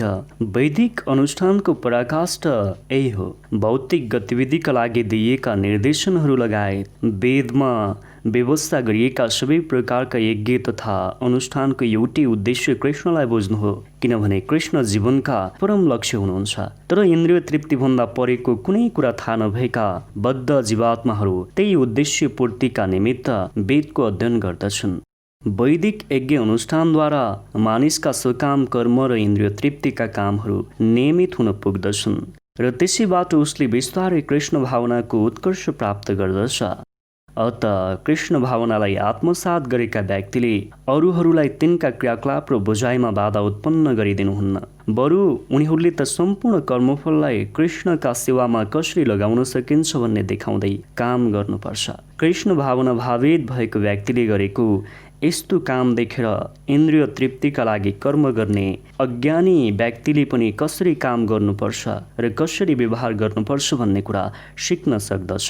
हुन त अज्ञानी व्यक्तिलाई उसले गर्न लागेका काममा बाधा पुर्याइदिनु ठिक हुँदैन, तापनि उसमा अलिकति पनि कृष्ण भावनाको विकास गराउन सकियो भने त्यो व्यक्ति अरू वैदिक विधि विधानको वास्ता नगरिकन सिधै भगवानको सेवामा संलग्न हुन सक्छ।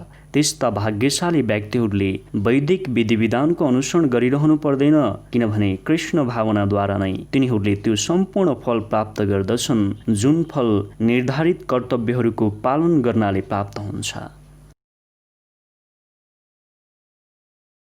प्रकृतेः क्रियमाणानि गुणैः कर्माणि सर्वशः अहंकार विमूढात्मा कर्तहमेते मन्यते। अहंकारका प्रभावले अभिभूत भएको जीवात्माले त्रिगुणमय प्रकृतिद्वारा सम्पन्न गरिएका कर्मलाई पनि आफैले गरेको ठानेर आफैलाई नै कर्ता मान्दछ। एउटै स्तरमा रहेर हरेक काम गरिरहेका दुई प्रकारका व्यक्तिहरूमध्ये एउटा कृष्ण भावना भावित छ र अर्को सांसारिक भावनाले भरिएको छ भने झट्ट हेर्दा यिनीहरू एउटै मञ्चमा काम गरिरहे जस्तो देखिन्छन्। तर यी दुईको स्थितिमा आकाश जमिनको अन्तर रहेको हुन्छ। भौतिक चेतना भएको व्यक्ति अहंकारले गर्दा स्वयं आफूलाई हरेक कार्यको कर्ता ठान्दछ। शरीरको संरचना परमेश्वरको निरीक्षणमा भौतिक प्रकृतिबाट भएको हो भन्ने कुरा ऊ बुझ्दैन। भौतिकवादी व्यक्तिलाई अन्ततोगत्वा ऊ स्वयं पनि कृष्णको अधीनमा छु भन्ने कुराको ज्ञान हुँदैन। अहंकारी व्यक्तिले हरेक काम स्वतन्त्र रूपले आफैले गरेको हो भन्ने देखाउन चाहन्छ र त्यसको श्रेय पनि आफैले लिन चाहन्छ। यही नै उसको अज्ञानताको लक्षण हो। यो स्थूल शरीर र सूक्ष्म शरीरको सृष्टि भगवानको आज्ञा अनुसार भौतिक प्रकृतिले गरेको हो र त्यसैले सम्पूर्ण शारीरिक र मानसिक क्रियाकलापहरू कृष्णकै सेवामा लगाउनुपर्छ भन्ने पनि उसले बुझेको हुँदैन। अज्ञानी मानिसले भगवान नै भौतिक शरीर र इन्द्रियहरूका स्वामी हुनुहुन्छ, अर्थात् ऋषिकेश हुनुहुन्छ भन्ने कुरा बिर्सिदिन्छ। इन्द्रिय तृप्ति गर्ने काममा नै लामो समयसम्म इन्द्रियहरूको दुरुपयोग गर्नाले ऊ यथार्थमा अहंकारद्वारा किङ कर्तव्य विमूढ हुन्छ। यसैले गर्दा उसले कृष्णसँगको आफ्नो शाश्वत सम्बन्ध नै बिर्सिन पुग्छ। तत्त्ववित् महाबाहो गुणकर्म विभागयोः गुणागुणेषु वर्तन्त इति मत्वा न सज्जते। हे महाबाहु, भक्तिमय कर्म र सकाम कर्मको अन्तर जानेर परम सत्यलाई बुझेको व्यक्तिले कहिल्यै पनि आफूलाई इन्द्रिय र इन्द्रिय तृप्तिको काममा लगाउँदैन। परम सत्यलाई जानेको मानिसले भौतिकताको सङ्गतिबाट हुने असहज परिस्थितिलाई सहन गर्दछ। उसले म भगवानको अंश हुँ र म सधैँ यो भौतिक जगतमा रहिरहनु हुँदैन भन्ने कुरा जानेको हुन्छ। साथै म सच्चिदानन्दमय भगवानको अंश हुँ, यही नै मेरो सही पहिचान हो। तर म अहिले कुनै कारणवश देहात्म बुद्धिका बन्धनमा परेको छु भन्ने अनुभूति पनि उसलाई भइरहन्छ। त्यसैले उसले आफ्नो अस्तित्वको शुद्ध अवस्थामा आफ्ना समस्त क्रियाकलापलाई भगवान कृष्णकै भक्तिमय सेवामा समर्पित गरिदिनु पर्दछ वा मिलाइदिनु पर्दछ। यसो गर्दा कृष्ण भावनामय क्रियाकलापमै उसले आफूलाई संलग्न गराउँदछ र परिस्थितिजन्य तथा अस्थायी भौतिक इन्द्रियका क्रियाकलापप्रति ऊ स्वभावैले अनासक्त बन्न पुग्छ। उसले आफ्नो जीवनको भौतिक अवस्था भगवानको नियन्त्रणमा रहेको पाउँछ। फलस्वरूप ऊ सबै प्रकारका भौतिक प्रतिक्रियाहरूबाट अविचलित हुन्छ र ती क्रियाकलापलाई पनि ऊ भगवानकै कृपा ठान्दछ। श्रीमद् भागवत अनुसार जसले परम सत्यलाई ब्रह्म, परमात्मा र भगवान यी तीनवटा भिन्न रूपहरूमा जानेको छ त्यसलाई तत्त्वविद भनिन्छ। उसले भगवानसँग आफ्नो यथार्थ अवस्थाको के सम्बन्ध छ भन्ने कुरा पनि बुझेको हुन्छ। प्रकृतिर्गुणसमुदः सज्जन्ते गुणकर्मसु तान कृतस्न विदो मन्दान कृतस्न भिन्न विचालयत। प्रकृतिका गुणबाट मोहित भएका अज्ञानी व्यक्तिहरू आफूलाई भौतिक क्रियाकलापमै संलग्न गराएर त्यसैमा आसक्त हुन्छन्। अज्ञानवश गरिएका तिनका ती क्रियाकलापहरू अदमकोटीका हुन्छन् तापनि बुद्धिमान व्यक्तिले तिनलाई विचलित गराउनु हुँदैन। अज्ञानी व्यक्तिहरू स्थूल भौतिक चेतनासँग आफ्नो मिथ्या सम्बन्ध कायम गर्दछन् र भौतिक उपाधियुक्त हुन्छन्। यो शरीर भौतिक प्रकृतिको उपहार हो। जो व्यक्ति शारीरिक चेतनामा नै अति आसक्त हुन्छ त्यसलाई मन्द भनिन्छ, अर्थात् त्यस्तो व्यक्तिलाई आत्मज्ञान नभएको अल्छी भन्न सकिन्छ। अज्ञानी व्यक्तिले शरीरलाई आत्मा सम्झन पुग्छन्। यिनीहरू अरूहरूसँग हुने शारीरिक सम्बन्धलाई नै बन्धुत्व ठान्न पुग्छन्। जुन धरतीमा उनीहरूले शरीर पाए त्यस धरतीलाई पूजनीय विषय मान्दछन् र धार्मिक यज्ञानुष्ठानहरूको औपचारिकतालाई नै आफ्नो जीवनको लक्ष्य मान्दछन्। यस किसिमका भौतिक उपाधियुक्त मानिसहरू राष्ट्रियता, समाजसेवा तथा परोपकार जस्ता क्रियाकलापमा लाग्छन्। यसरी भौतिक उपाधि अन्तर्गत रहेका व्यक्तिहरू सधैँ भौतिक स्तरमै व्यस्त रहन्छन्। उनीहरूका लागि आध्यात्मिक अनुभूति भनेको एउटा काल्पनिक कथा जस्तै हुन्छ। त्यसैले तिनीहरू यसतर्फ त्यति रुचि राख्दैनन्। आध्यात्मिक जीवनमा प्रबुद्धता प्राप्त गरेका व्यक्तिले भौतिकतामा आसक्त भएका त्यस प्रकारका मानिसहरूलाई उत्तेजित वा दिग्भ्रमित तुल्याइदिनुहुन्न। उनीहरूले त चुपचापसँग आफ्नो आध्यात्मिक गतिविधिलाई अघि बढाउँदै जानुपर्छ। भौतिकताबाट भ्रमित भएका त्यस्ता व्यक्तिहरू अहिंसा तथा परोपकारिता जस्ता जीवनका प्राथमिक नैतिक सिद्धान्तमा अल्झिरहन्छन्। अज्ञानी व्यक्तिहरू कृष्ण भावनामा रहेर गरिएका कर्मको प्रशंसा गर्दैनन्। त्यसैले भगवान कृष्णले हामीलाई उपदेश दिनुभएको छ त्यस्ता व्यक्तिहरूलाई विचलित गराउनु र त्यसमा आफ्नो मूल्यवान समय नष्ट गर्नु हुँदैन। तर भगवानका भक्तहरू भगवान भन्दा पनि बढ्ता दयालु हुन्छन्, किनभने उनीहरूले भगवानको अभिप्राय बुझेका हुन्छन्। त्यसैले गर्दा उनीहरू अज्ञानी व्यक्तिहरूका नजिक गएर तिनीहरूलाई कृष्ण भावनामय कार्यमा संलग्न गराउने प्रयास गरेर सबै प्रकारका जोखिमहरूको सामना गर्न तयार हुन्छन्, किनभने यो मानिस मात्रको लागि परम आवश्यक छ। मयि सर्वाणि कर्माणि सन्न्यस्याध्यात्मचेतसा निराशीर्निर्मम भूत्वा युध्यस्व विगतज्वरः। हे अर्जुन, तिमी आफ्ना सबै कार्यहरू ममा समर्पण गरेर मेरै पूर्ण ज्ञानले युक्त भएर लाभको इच्छा रहित भएर म र मेरो भन्ने भावना नराखिकन आलस्य रहित भएर युद्ध गर। प्रस्तुत श्लोकले भगवद् गीताको आशयलाई स्पष्ट रूपले सङ्केत गरेको हुन्छ। भगवान भन्नुहुन्छ सैनिकहरू जस्तै अनुशासित भएर पूर्ण कृष्ण भावनामा रही आफ्नो कर्तव्य पालना गर्नुपर्छ। यस्ता उपदेशहरूलाई कार्यान्वयन गर्दा कतिपय साना ठुला कठिनाइहरू आइपर्न सक्दछन्, तापनि भगवान कृष्णमा आश्रित रहेरै आफ्ना कर्तव्यहरूको निर्वाह गर्नुपर्दछ। जीवको असली स्वरूप नै यही हो। जीवात्मा भगवानको सहायता बिना स्वतन्त्र रूपमा सुखी रहनै सक्दैन, किनभने भगवानका इच्छाको अधीनस्थ रहनु नै जीवात्माको शाश्वत तथा यथार्थ स्वरूप हो। त्यसैले भगवानले अर्जुनलाई आफू नै सेनापति भए जस्तै लडाईँ गर्ने आदेश दिनुभएको हो। मानिसले भगवानको इच्छा पूर्ण गर्नको लागि आफ्नो सबै कुरा बलिदान गर्नुपर्छ र साथै स्वामित्वको दाबी नराखिकन स्वधर्मको परिपालन गर्नुपर्छ। अर्जुनले केवल भगवानको आदेश मात्र पालना गरे पुग्थ्यो, त्यसमा विचार गर्नुपर्ने आवश्यकता नै थिएन। परमेश्वर समस्त आत्माका पनि आत्मा हुनुहुन्छ भन्ने ठानेर केही सोच्दै नसोचे जो पूर्णतया परमात्मामा आश्रित हुन्छ, वा अर्को शब्दमा जो पूर्णतया कृष्ण भावना भावित हुन्छ, त्यसलाई अध्यात्म चेतस भनिन्छ। जो आफ्नो स्वामीको आज्ञा अनुसार कर्म त गर्दछ तर फलको आशा भने राख्दैन त्यसलाई निराशी भनिन्छ। जसरी एउटा कर्मचारी वा खजान्चीले बैंकमा लाखौं लाख डलर वा रुपियाँ गन्ने काम गर्छ तर आफ्नो लागि एक पैसा पनि दाबी गर्दैन, त्यसै गरी मानिसले यो संसारमा जे जति कुरा छन् ती सबै भगवानका हुन्, कुनै व्यक्ति विशेषका होइनन् भन्ने कुरा बुझ्नुपर्छ। यस श्लोकमा आएको मै वा ममा भन्ने शब्दको विशेष अर्थ यही हो। जो यथार्थमा कृष्ण भावना भावित भएर काम गर्दछ त्यसले कुनै वस्तुमाथि आफ्नो स्वामित्वको दाबी गर्दैन। यो चेतनालाई भनिन्छ निर्मम, अर्थात् मेरो केही होइन भन्ने चेतना। यस किसिमको कठोर आदेश पालना गर्न यदि कुनै किसिमको अरुचि नै छ भने पनि त्यस्तो अरुचिहरूलाई फ्याँकिदिनुपर्छ र शारीरिक सम्बन्धका तथाकथित आफन्तहरूबाट टाढा हुनु परे पनि डराउनुहुन्न। यस प्रकारले मानिस विगत जोरा अर्थात् जोरग्रस्त, आलस्ययुक्त वा जडताग्रस्त मानसिकताबाट रहित हुन पुग्छ। आफ्नै गुण अवस्था अनुसार हरेक व्यक्तिले आफ्नै किसिमका विशेष कामहरू गर्नुपर्छ र यस्ता कामहरू माथि भने जस्तै कृष्ण भावनामा रहेर गर्न सकिन्छ।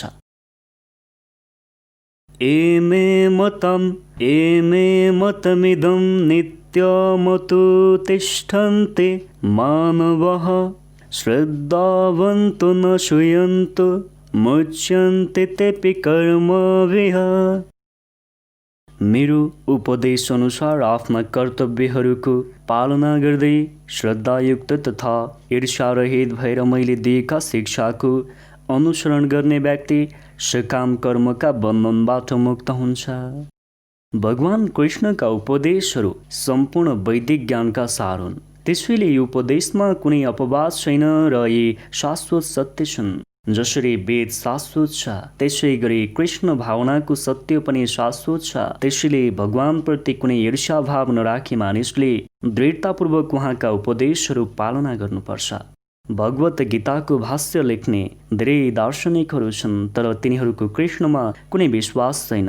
त्यस्ता व्यक्तिहरू सकाम कर्मका बन्धनबाट कहिल्यै मुक्त हुन सक्दैनन्। तर भगवानका शाश्वत उपदेशहरूमा दृढ विश्वास भएको एउटा साधारण मानिस ती आदेशहरूलाई पूर्णतया पालन गर्न नसके पनि सकाम कर्मका बन्धनबाट मुक्त हुन्छ। कृष्ण भावनाको प्रारम्भिक अवस्थामा मानिसले भगवानका आदेशहरू पूर्णतया पालन गर्न सक्दैन, तर पनि ऊ ती सिद्धान्तबाट अप्रसन्न नभई पराजय र निराशाको विचारलाई छोडेर निष्कपट भावले काम गर्दै जान्छ। फलस्वरूप ऊ विशुद्ध कृष्ण भावनाको स्तरमा पुग्दछ, यसमा कुनै शङ्का छैन। एतदव्यसूयन्तो नानुतिष्ठन्ते मे मतम् सर्वज्ञान विमूढामस्तान् विद्धि नष्टान् चेतसः। तर जसले ईर्ष्यावश यी उपदेशको उपेक्षा गर्दछन् र यिनको पालन गर्दैनन् ती व्यक्तिहरू सबै प्रकारका ज्ञानले रहित भएका महामूर्ख मानिन्छन् र पूर्णता पाउनको लागि तिनीहरूले गरेका प्रयासहरू पनि नष्ट हुन्छन्। कृष्ण भावना रहित हुनुको दोषलाई यहाँ स्पष्ट रूपले व्याख्या गरिएको छ। जसरी सबभन्दा ठुलो कार्यकारी प्रशासन प्रमुखको आदेश नमान्नेहरूलाई दण्डको व्यवस्था हुन्छ, त्यसै गरी भगवानको आदेश पालन नगर्नेहरूका लागि पनि अवश्य दण्डको अवस्था हुन्छ। भगवानको आज्ञा नमान्ने व्यक्ति जतिसुकै ठुलो भए पनि उसलाई आफ्नै आत्माको ज्ञान हुँदैन र उसको हृदय नै शून्य हुने भएकोले उसलाई ब्रह्म, परमात्मा र भगवानको पनि ज्ञान हुँदैन। त्यसैले त्यस्ता मानिसको जीवन पूर्ण वा सार्थक हुन्छ भन्ने कुराको आशा गर्न सकिँदैन। सदृशं चेष्टते शोषयः प्रकृतिर्ज्ञानवानपि प्रकृतिं यान्ति भूतानि निग्रहः किं करिष्यते। ज्ञानी मानिसले पनि आफ्नै स्वभाव अनुसार कार्य गर्दछ। हरेक व्यक्तिले तीन गुणहरूबाट प्राप्त हुन आएको आफ्नै स्वभावको अनुसरण गरेको हुन्छ भने त्यसलाई दमन गर्नाले के हुन सक्ला। कृष्ण भावनाको दिव्य स्तरमा अवस्थित नभइकन प्रकृतिका गुणहरूको प्रभावबाट मुक्त हुन सकिँदैन। यो कुरा स्वयं भगवानले गीताको 7:14 भन्नुभएको छ। सांसारिक धरातलमा अवस्थित भएका ठुलाभन्दा ठुला शिक्षित व्यक्तिहरूलाई पनि खाली सैद्धान्तिक ज्ञानको माध्यमले आत्मालाई शरीरबाट छुट्याएर मायाको जालबाट मुक्त हुन सम्भव छैन। आफूलाई विज्ञानका क्षेत्रमा निकै अघि पुगेको सम्झिने कयौं यस्ता तथाकथित अध्यात्मवादीहरू छन् जो भित्रभित्रै पूर्णतया प्रकृतिका गुणहरूको अधीनमा रहेका छन्। तिनीहरू प्रकृतिका गुणभन्दा पर जान सकेका छैनन्। मानिस प्राज्ञिक दृष्टिले जतिसुकै ठुलो विद्वान भए पनि धेरै समयसम्म भौतिक प्रकृतिका सङ्गतमा रहेका कारणले ऊ बन्धनमा नै रहेको हुन्छ। आफ्नो निर्धारित कर्महरू गर्ने काममा नै संलग्न रहेको व्यक्तिलाई पनि यो कृष्ण भावना मृतले उसका भौतिक प्रपञ्चहरूबाट मुक्त दिलाउन प्रदान गर्न सहयोग पुर्याउँदछ।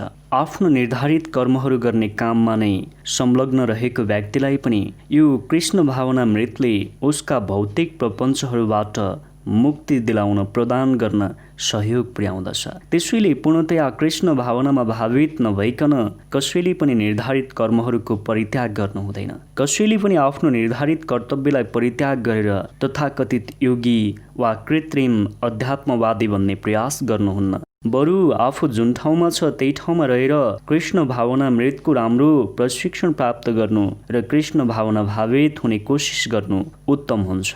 यसरी कृष्ण की मायाका बन्धनबाट मुक्त हुन सकिन्छ। इन्द्रियस्येन्द्रियार्थे रागदेशो व्यवस्थितौ तयोर्न वशमागच्छेतो यस्य परिपन्थिनो।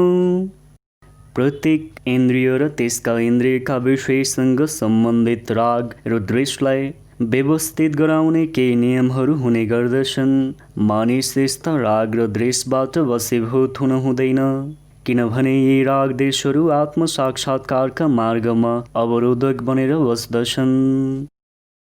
कृष्ण भावनामा रस लिन थालेका मानिसहरू स्वभावैले भौतिक इन्द्रिय तृप्तिमा संलग्न हुन रुचाउँदैनन्। कृष्ण भावनामा नलागेका व्यक्तिहरूले भने शास्त्रमा वर्णन गरिएका विधि विधानहरूको पालना गर्नै पर्छ। अनियन्त्रित इन्द्रिय भोग नै सांसारिक बन्धनको कारण हो। तर जसले शास्त्रका विधि नियमहरूको पालना गर्दछ त्यो व्यक्ति इन्द्रियका विषयमा अल्झिँदैन। उदाहरणका लागि यौन सुख बद्ध जीवका लागि आवश्यक कुरा हो र यस्तो यौन सुखको अनुमति विवाह सूत्रमा बाँधिएकाहरूका लागि मात्र हुन्छ। शास्त्रको आदेश अनुसार आफ्नी पत्नी वा पति बाहेक अन्य स्त्री वा पुरुषसँग यौन सम्बन्ध स्थापित गर्नु वर्जित छ। अरू सबै स्त्रीहरूलाई आमा समान मान्नुपर्छ। शास्त्रको यस्तो आदेश हुँदाहुँदै पनि मानिसहरू पर स्त्री वा पर पुरुषसँग यौन सम्बन्ध राख्न चाहन्छन्। यस्तो प्रवृत्तिलाई निषेध गर्नुपर्छ, अन्यथा यो आत्म साक्षात्कारका मार्गमा अवरोध बन्न पुग्छ। जबसम्म यो भौतिक शरीर रहन्छ तबसम्म शास्त्रीय नियममा रहेर भौतिक शरीरका आवश्यकताहरू पूर्ति गर्ने अनुमति छ। तैपनि हामीले यस किसिमको नियन्त्रणमा मात्रै विश्वास गर्नुहुन्न। मानिसले अनासक्त रहेर शास्त्रका यी विधि नियमहरूको पालन गर्नुपर्छ, किनभने नियममा रहेर नै गरिएका इन्द्रिय भोगले पनि कहिलेकाहीँ मानिसलाई पथभ्रष्ट गराउन सक्दछ। राजमार्गमा पनि दुर्घटना हुने सम्भावना रहिरहन्छ। अत्यन्त सावधानीसँग बनाइएका राम्रा र सुरक्षित ठानिने राजमार्गमा पनि दुर्घटना हुने खतरा छैन भन्न सकिन्न। संसारसँगको लामो सम्पर्कले गर्दा व्यक्तिका मनमा इन्द्रिय सुखका भावनाहरू उठिराख्दछन् र नियमित तथा न्यायसङ्गत इन्द्रिय भोगमा लागेको भए पनि त्यसबाट च्युत हुने सम्भावना रहिरहन्छ। त्यसैले न्यायसङ्गत इन्द्रिय भोगका निमित्त पनि सबै प्रकारका आसक्तिहरूबाट बस्नु पर्दछ। तर कृष्ण भावनामा हुने आसक्ति वा सर्वदा कृष्णको सेवामा लाग्ने प्रवृत्तिले भने व्यक्तिलाई सबै प्रकारका इन्द्रियजन्य गतिविधिहरूबाट विरक्त बनाउँदछ। अत कुनै पनि अवस्थामा मानिसले कृष्ण भावना विमुख हुने प्रयास गर्नु हुँदैन। सबै प्रकारका इन्द्रिय भोगका आसक्तिबाट विरक्त हुनुको उद्देश्य नै आखिरमा कृष्ण भावनामा अवस्थित हुनु हो। श्रेयान् स्वधर्म विगुणः परधर्मात् सोनुष्ठितात् स्वधर्मे निधनं श्रेयः परधर्म भयावहः। अरूलाई तोकिएका कर्म परधर्म राम्ररी सम्पन्न गर्नुभन्दा त्रुटिपूर्ण तरिकाले भए पनि आफूलाई तोकिएको कर्तव्य स्वधर्म गर्नु नै राम्रो छ। परधर्ममा लाग्नुभन्दा आफ्नै धर्ममा रहेर मर्नु बरु उत्तम हुन्छ, किनभने परधर्ममा लाग्नु डरलाग्दो हुन्छ। मानिसले अरूलाई तोकिएको काम गर्नुभन्दा पूर्णतया कृष्ण भावनामा रहेर आफूलाई तोकिएको कर्म नै गर्नुपर्दछ। प्रकृतिको गुणका अधीनमा रहेर मानिसको मनोवैज्ञानिक अवस्था अनुसार निर्धारित गरिएका कर्मलाई नै भौतिक दृष्टिले कर्तव्य कर्म भनिन्छ र कृष्णको दिव्य सेवा गर्नको लागि गुरुद्वारा निर्देशित कर्मलाई आध्यात्मिक कर्म भनिन्छ। भौतिक कर्म होस् वा आध्यात्मिक कर्म होस्, मानिसले मृत्यु पर्यन्त आफूलाई निर्धारित गरिएको कर्म गर्नुपर्छ र अरूका लागि तोकिएका कर्मको नक्कल गर्नु हुँदैन। आध्यात्मिक स्तरमा सम्पन्न गरिने कर्म र भौतिक स्तरमा सम्पन्न गरिने कर्ममा धेरै भिन्नता हुन सक्छ, तर आधिकारिक व्यक्तिको निर्देशनलाई अनुसरण गरेर गरिने कर्म कर्ताका लागि सर्वदा कल्याणकारी हुन्छ। प्रकृतिका गुणका अधीनमा रहन्जेल मानिसले आफ्नो विशेष अवस्थालाई ध्यानमा राखेर निर्धारित नियम वा कर्तव्यको पालन गर्नुपर्छ र अरूका कर्मको अनुकरण गर्नु हुँदैन। उदाहरणका लागि सत्वगुणमा रहेको ब्राह्मण हिंस्रक हुँदैन, जबकि रजगुणमा रहने क्षत्रिय हिंस्रक हुन सक्दछ।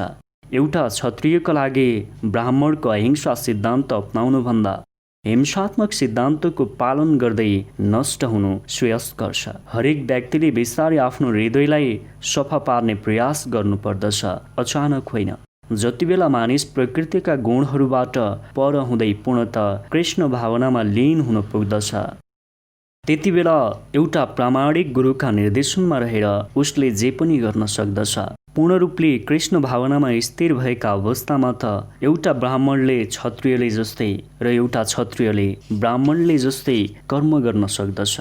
त्यस्तो दिव्य अवस्थामा यो भौतिक जगतको भेदभाव रहँदैन। उदाहरणका लागि विश्वामित्र वास्तवमा क्षत्रिय हुनुहुन्थ्यो, तर पछि उहाँ ब्राह्मण हुन पुग्नुभयो। त्यसै गरी परशुराम पहिला ब्राह्मण हुनुहुन्थ्यो, पछि उहाँ क्षत्रिय बन्न पुग्नुभयो।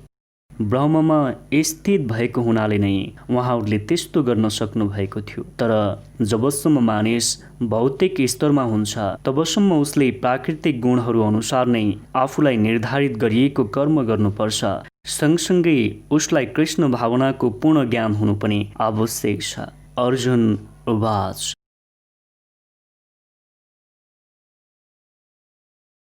अथ केन प्रयुक्तोऽयं पापं चरते पुरुषः अनिच्छन्नपि वाष्णय बलादेव नियोजितः। अर्जुनले भन्नुभयो, हे वृष्णिवंशी कृष्ण, मानिसले नचाहँदै पनि बलपूर्वक पाप कर्ममा कसरी लगाए जस्तै केबाट प्रेरित भएर पाप गर्दछ। जीवात्मा भगवानको अंश भएको हुनाले मौलिक रूपमा ऊ आध्यात्मिक हुन्छ, शुद्ध हुन्छ र समस्त सांसारिक कल्मसहरूबाट मुक्त हुन्छ, अनि स्वभावैले ऊ भौतिक संसारका पाप कर्ममा प्रवृत्त पनि हुँदैन। तर जब ऊ मायाको सम्पर्कमा आउँदछ त्यति बेला उसले बिना हिचकिचाहट धेरै पाप कर्महरू गर्दछ। कहिलेकाहीँ ऊ आफ्नै इच्छा विरुद्ध पनि अनेक पाप गर्न पुग्छ। अर्जुनले कृष्णसँग गरेको प्रश्न अति नै आशापूर्ण छ। उहाँले सोध्नु भएको छ, जीवात्माको स्वभाव किन विचलित हुन्छ? कहिलेकाहीँ जीवलाई कुनै पाप कर्म गर्न मन लाग्दैन, तर उसलाई पाप कर्म गर्न बाध्य हुनुपर्छ किन? वास्तवमा त्यस्ता पाप गर्नका लागि परमात्माले प्रेरणा दिनुहुन्न। मानिसहरूलाई पाप कर्ममा लगाउने तत्त्व अर्कै छ, जसको वर्णन भगवानले निम्नलिखित श्लोकमा गर्नुभएको छ। श्री भगवान उवाच काम एष क्रोध एष रजोगुण समुद्भवः महासन महापाप्मा विद्धेनमिह वैरिणम्। भगवानले भन्नुभयो, मानिसलाई पाप कर्ममा लगाउने तत्त्व विषय वासना हो। उसको उत्पत्ति रजगुणको सम्पर्कबाट हुन्छ र पछि यो क्रोधमा परिवर्तित हुन्छ। यसैलाई नै तिमीले संसारको सर्वभक्षी पापी शत्रु मान। जीवात्मा भौतिक सृष्टिको सम्पर्कमा आउँदा अभित्र रहेको शाश्वत कृष्ण प्रेम रजगुणका सङ्गतले गर्दा काम भावमा रूपान्तरित हुन्छ। अर्को शब्दमा भन्दा जसरी इमिली फलको सम्पर्कमा आउँदा दुध दहीमा रूपान्तरित हुन्छ। त्यसै गरी जीवमा रहेको ईश्वर प्रेम पनि काम भावमा परिणत हुन्छ। यो काम भाव सन्तुष्ट भएन भने यसले क्रोधको रूप लिन्छ। क्रोध मोहमा परिणत हुन्छ र मोहले भौतिक अस्तित्वलाई बनाइराख्दछ। त्यसैले जीवात्माको सबभन्दा ठुलो शत्रु यही काम हो र यही काम वासनाले जीवात्मालाई यस संसारमा अल्झिरहन प्रेरित गर्दछ। तमोगुणमा क्रोध उत्पन्न हुन्छ। यिनै गुणहरू नै स्वयं क्रोध तथा यस्तै अन्य रूपमा प्रकट हुन्छन्। यदि रजोगुणलाई तमोगुणमा पतन हुन नदिने हो र काम गर्न र बाँच्नका लागि निर्धारित गरिएका विधिद्वारा यसलाई सत्वगुणमा पुर्याउने हो भने त्यसबाट उत्पन्न हुने आध्यात्मिक आसक्तिले मानिसलाई क्रोधको स्थितिमा पतन हुनबाट रक्षा गर्दछ। भगवानले नित्य बढिरहने आध्यात्मिक आनन्द लिने उद्देश्यले स्वयं आफूलाई अनेकौं रूपमा विस्तारित गर्नुभयो। जीवात्माहरू त्यही आध्यात्मिक आनन्दका अंश हुन्, त्यसैले तिनीहरू पनि आंशिक रूपले स्वतन्त्र छन्। तर उक्त स्वतन्त्रताको दुरुपयोग गरेर जब तिनीहरूले आफ्नो शिवाभावलाई रूपान्तरित गर्दै इन्द्रिय तृप्तितर्फ लैजान्छन् त्यस समय तिनीहरू कामका वशमा पर्दछन्। भगवानले बद्ध जीवका काममय प्रवृत्तिलाई परिपूर्ति गर्न सुविधा प्रदान गर्ने उद्देश्यले यो भौतिक सृष्टिको रचना गर्नु भएको हो। लामो समयसम्म काममय क्रियाकलापमा लागिरहँदा पनि जब जीवात्मा पूर्णतया निष्फल हुन पुग्छ अनि मात्र ऊ आफ्नो वास्तविक स्वरूपबारे जिज्ञासा गर्न थाल्छ। यही जिज्ञासाबाट वेदान्त सूत्र सुरु भएको हो। त्यहाँ भनिएको छ, अथाथो ब्रह्म जिज्ञासा, अर्थात् मानिसले परम तत्त्वका बारेमा जिज्ञासा गर्नुपर्छ। त्यो परम तत्त्वको परिभाषा श्रीमद् भागवतमा यसरी भनिएको छ, जन्माद्यस्य यतो नोयादे तरस्य, अर्थात् सबै वस्तुको उद्गम वा मुहान परम ब्रह्म नै हुनुहुन्छ। त्यसो भए यो काम भावको उत्पत्ति पनि ब्रह्मबाटै भएको हो।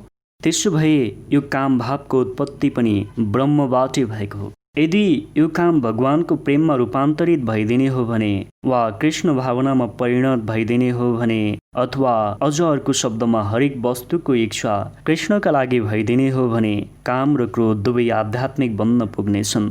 भगवान रामका महान भक्त हनुमानले रावणको सुनौलो लङ्का डढाएर आफ्नो क्रोध प्रदर्शित गर्नुभयो, तर त्यसो गरे पनि उहाँ भगवानका सर्वश्रेष्ठ भक्त बनिरहनुभयो। यो भगवत गीतामा पनि भगवानको सन्तुष्टिका लागि आफ्नो क्रोध शत्रुमाथि प्रयोग गर्ने प्रेरणा श्री कृष्णले अर्जुनलाई दिनुभएको छ। त्यसैले कृष्ण भावनामा उपयोग गरिएको काम र क्रोध हाम्रा शत्रु नभएर मित्र बन्न पुग्छन्। धूमेन व्रियते वह्निर्यथादर्शो मलिन च एथुल्वेनावृतो गर्भस्तततेनेदमावृतम्। जसरी आगो धुवाँले ढाकिएको हुन्छ, ऐना धुलोले ढाकिएको हुन्छ र भ्रूण गर्भाशय वा शालनालले ढाकिएको हुन्छ, त्यसरी नै यो जीवात्मा पनि विभिन्न तहका काम भावले ढाकिएको छ। जीवात्मालाई ढाक्ने आवरणका 3 तह छन्। यिनै आवरणले गर्दा जीवको शुद्ध चेतना धमिलिन्छ। यो आवरण विभिन्न रूपमा प्रकट हुने काम वासना बाहेक अरू केही होइन। जसरी आगोलाई धुवाँले, ऐनालाई धुलोले र भ्रूण गर्भलाई शालनालले ढाकेको हुन्छ, त्यसरी नै यो जीवात्मालाई काम भावले ढाकेको छ। यहाँ कामलाई धुवाँसँग दाँजिएको छ। आगो धुवाँभित्र ढाकिएको भए पनि जीवित झिल्कोको केही मात्रामा अनुभव गर्न सकिन्छ नै। अर्को शब्दमा जब जीवात्मामा भित्रको कृष्ण भावना सूक्ष्म रूपमा प्रकट हुन्छ त्यस समय त्यो जीवात्मालाई धुवाँले ढाकिएको आगोको उपमा दिन्छ। हुन त जहाँ धुवाँ हुन्छ त्यहाँ आगो हुन्छ, तैपनि सुरुमा त्यहाँ स्पष्ट आगो देखिँदैन। यो अवस्था कृष्ण भावनाको प्रारम्भिक अवस्था जस्तै हो। धुलोले ढाकिएको दर्पणलाई सफा गर्ने प्रक्रिया अनेक किसिमका आध्यात्मिक उपायले मनलाई सफा गर्ने प्रक्रिया जस्तै हो। मनलाई सफा गर्ने सबभन्दा राम्रो प्रक्रिया भगवानको पवित्र नाम जप्नु हो।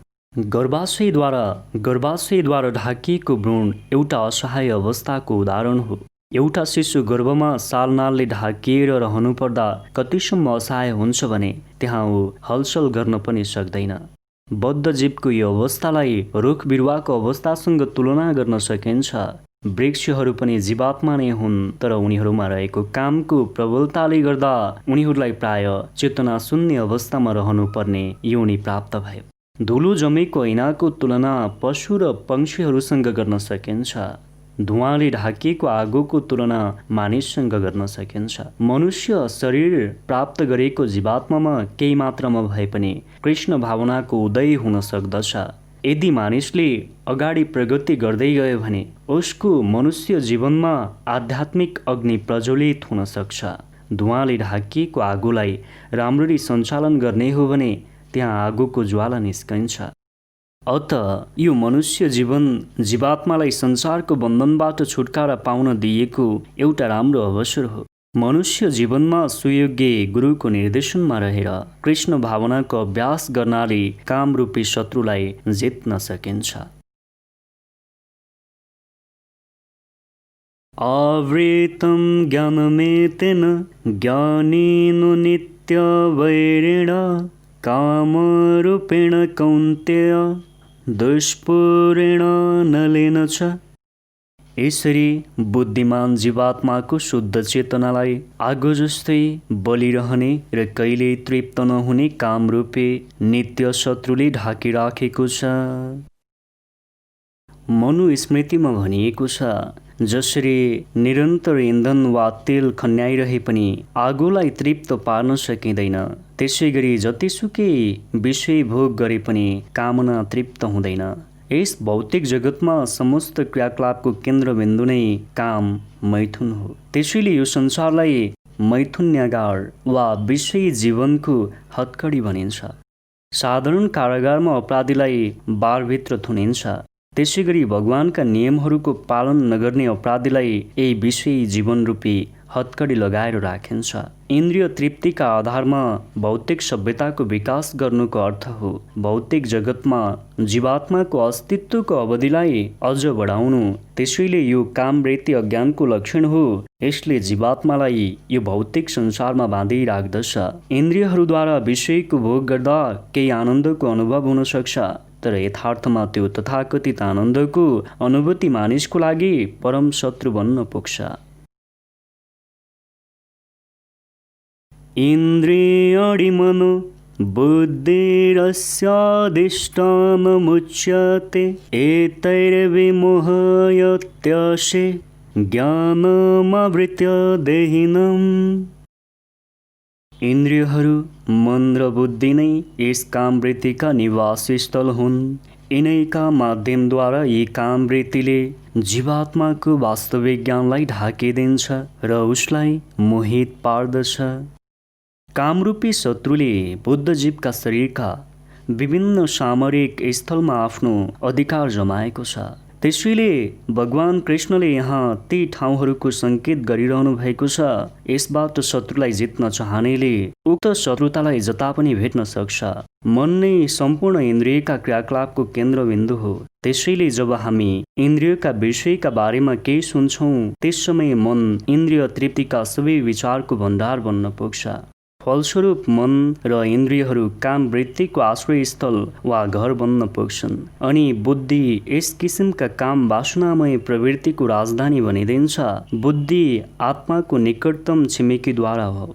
बुद्धि आत्माको निकटतम छिमेकीद्वार हो। त्यसैले त्यस्तो काममय बुद्धिबाट आत्मा प्रभावित हुन्छ अनि त्यहाँ अहङ्कार उत्पन्न हुन्छ र मन इन्द्रिय तथा विषयहरूलाई नै उसले आफू र आफ्नो ठान्दछ। आत्मालाई भौतिक इन्द्रियहरूको भोग गर्ने लत बढ्छ र उसले यसैलाई नै वास्तविक आनन्द सम्झिन पुग्छ।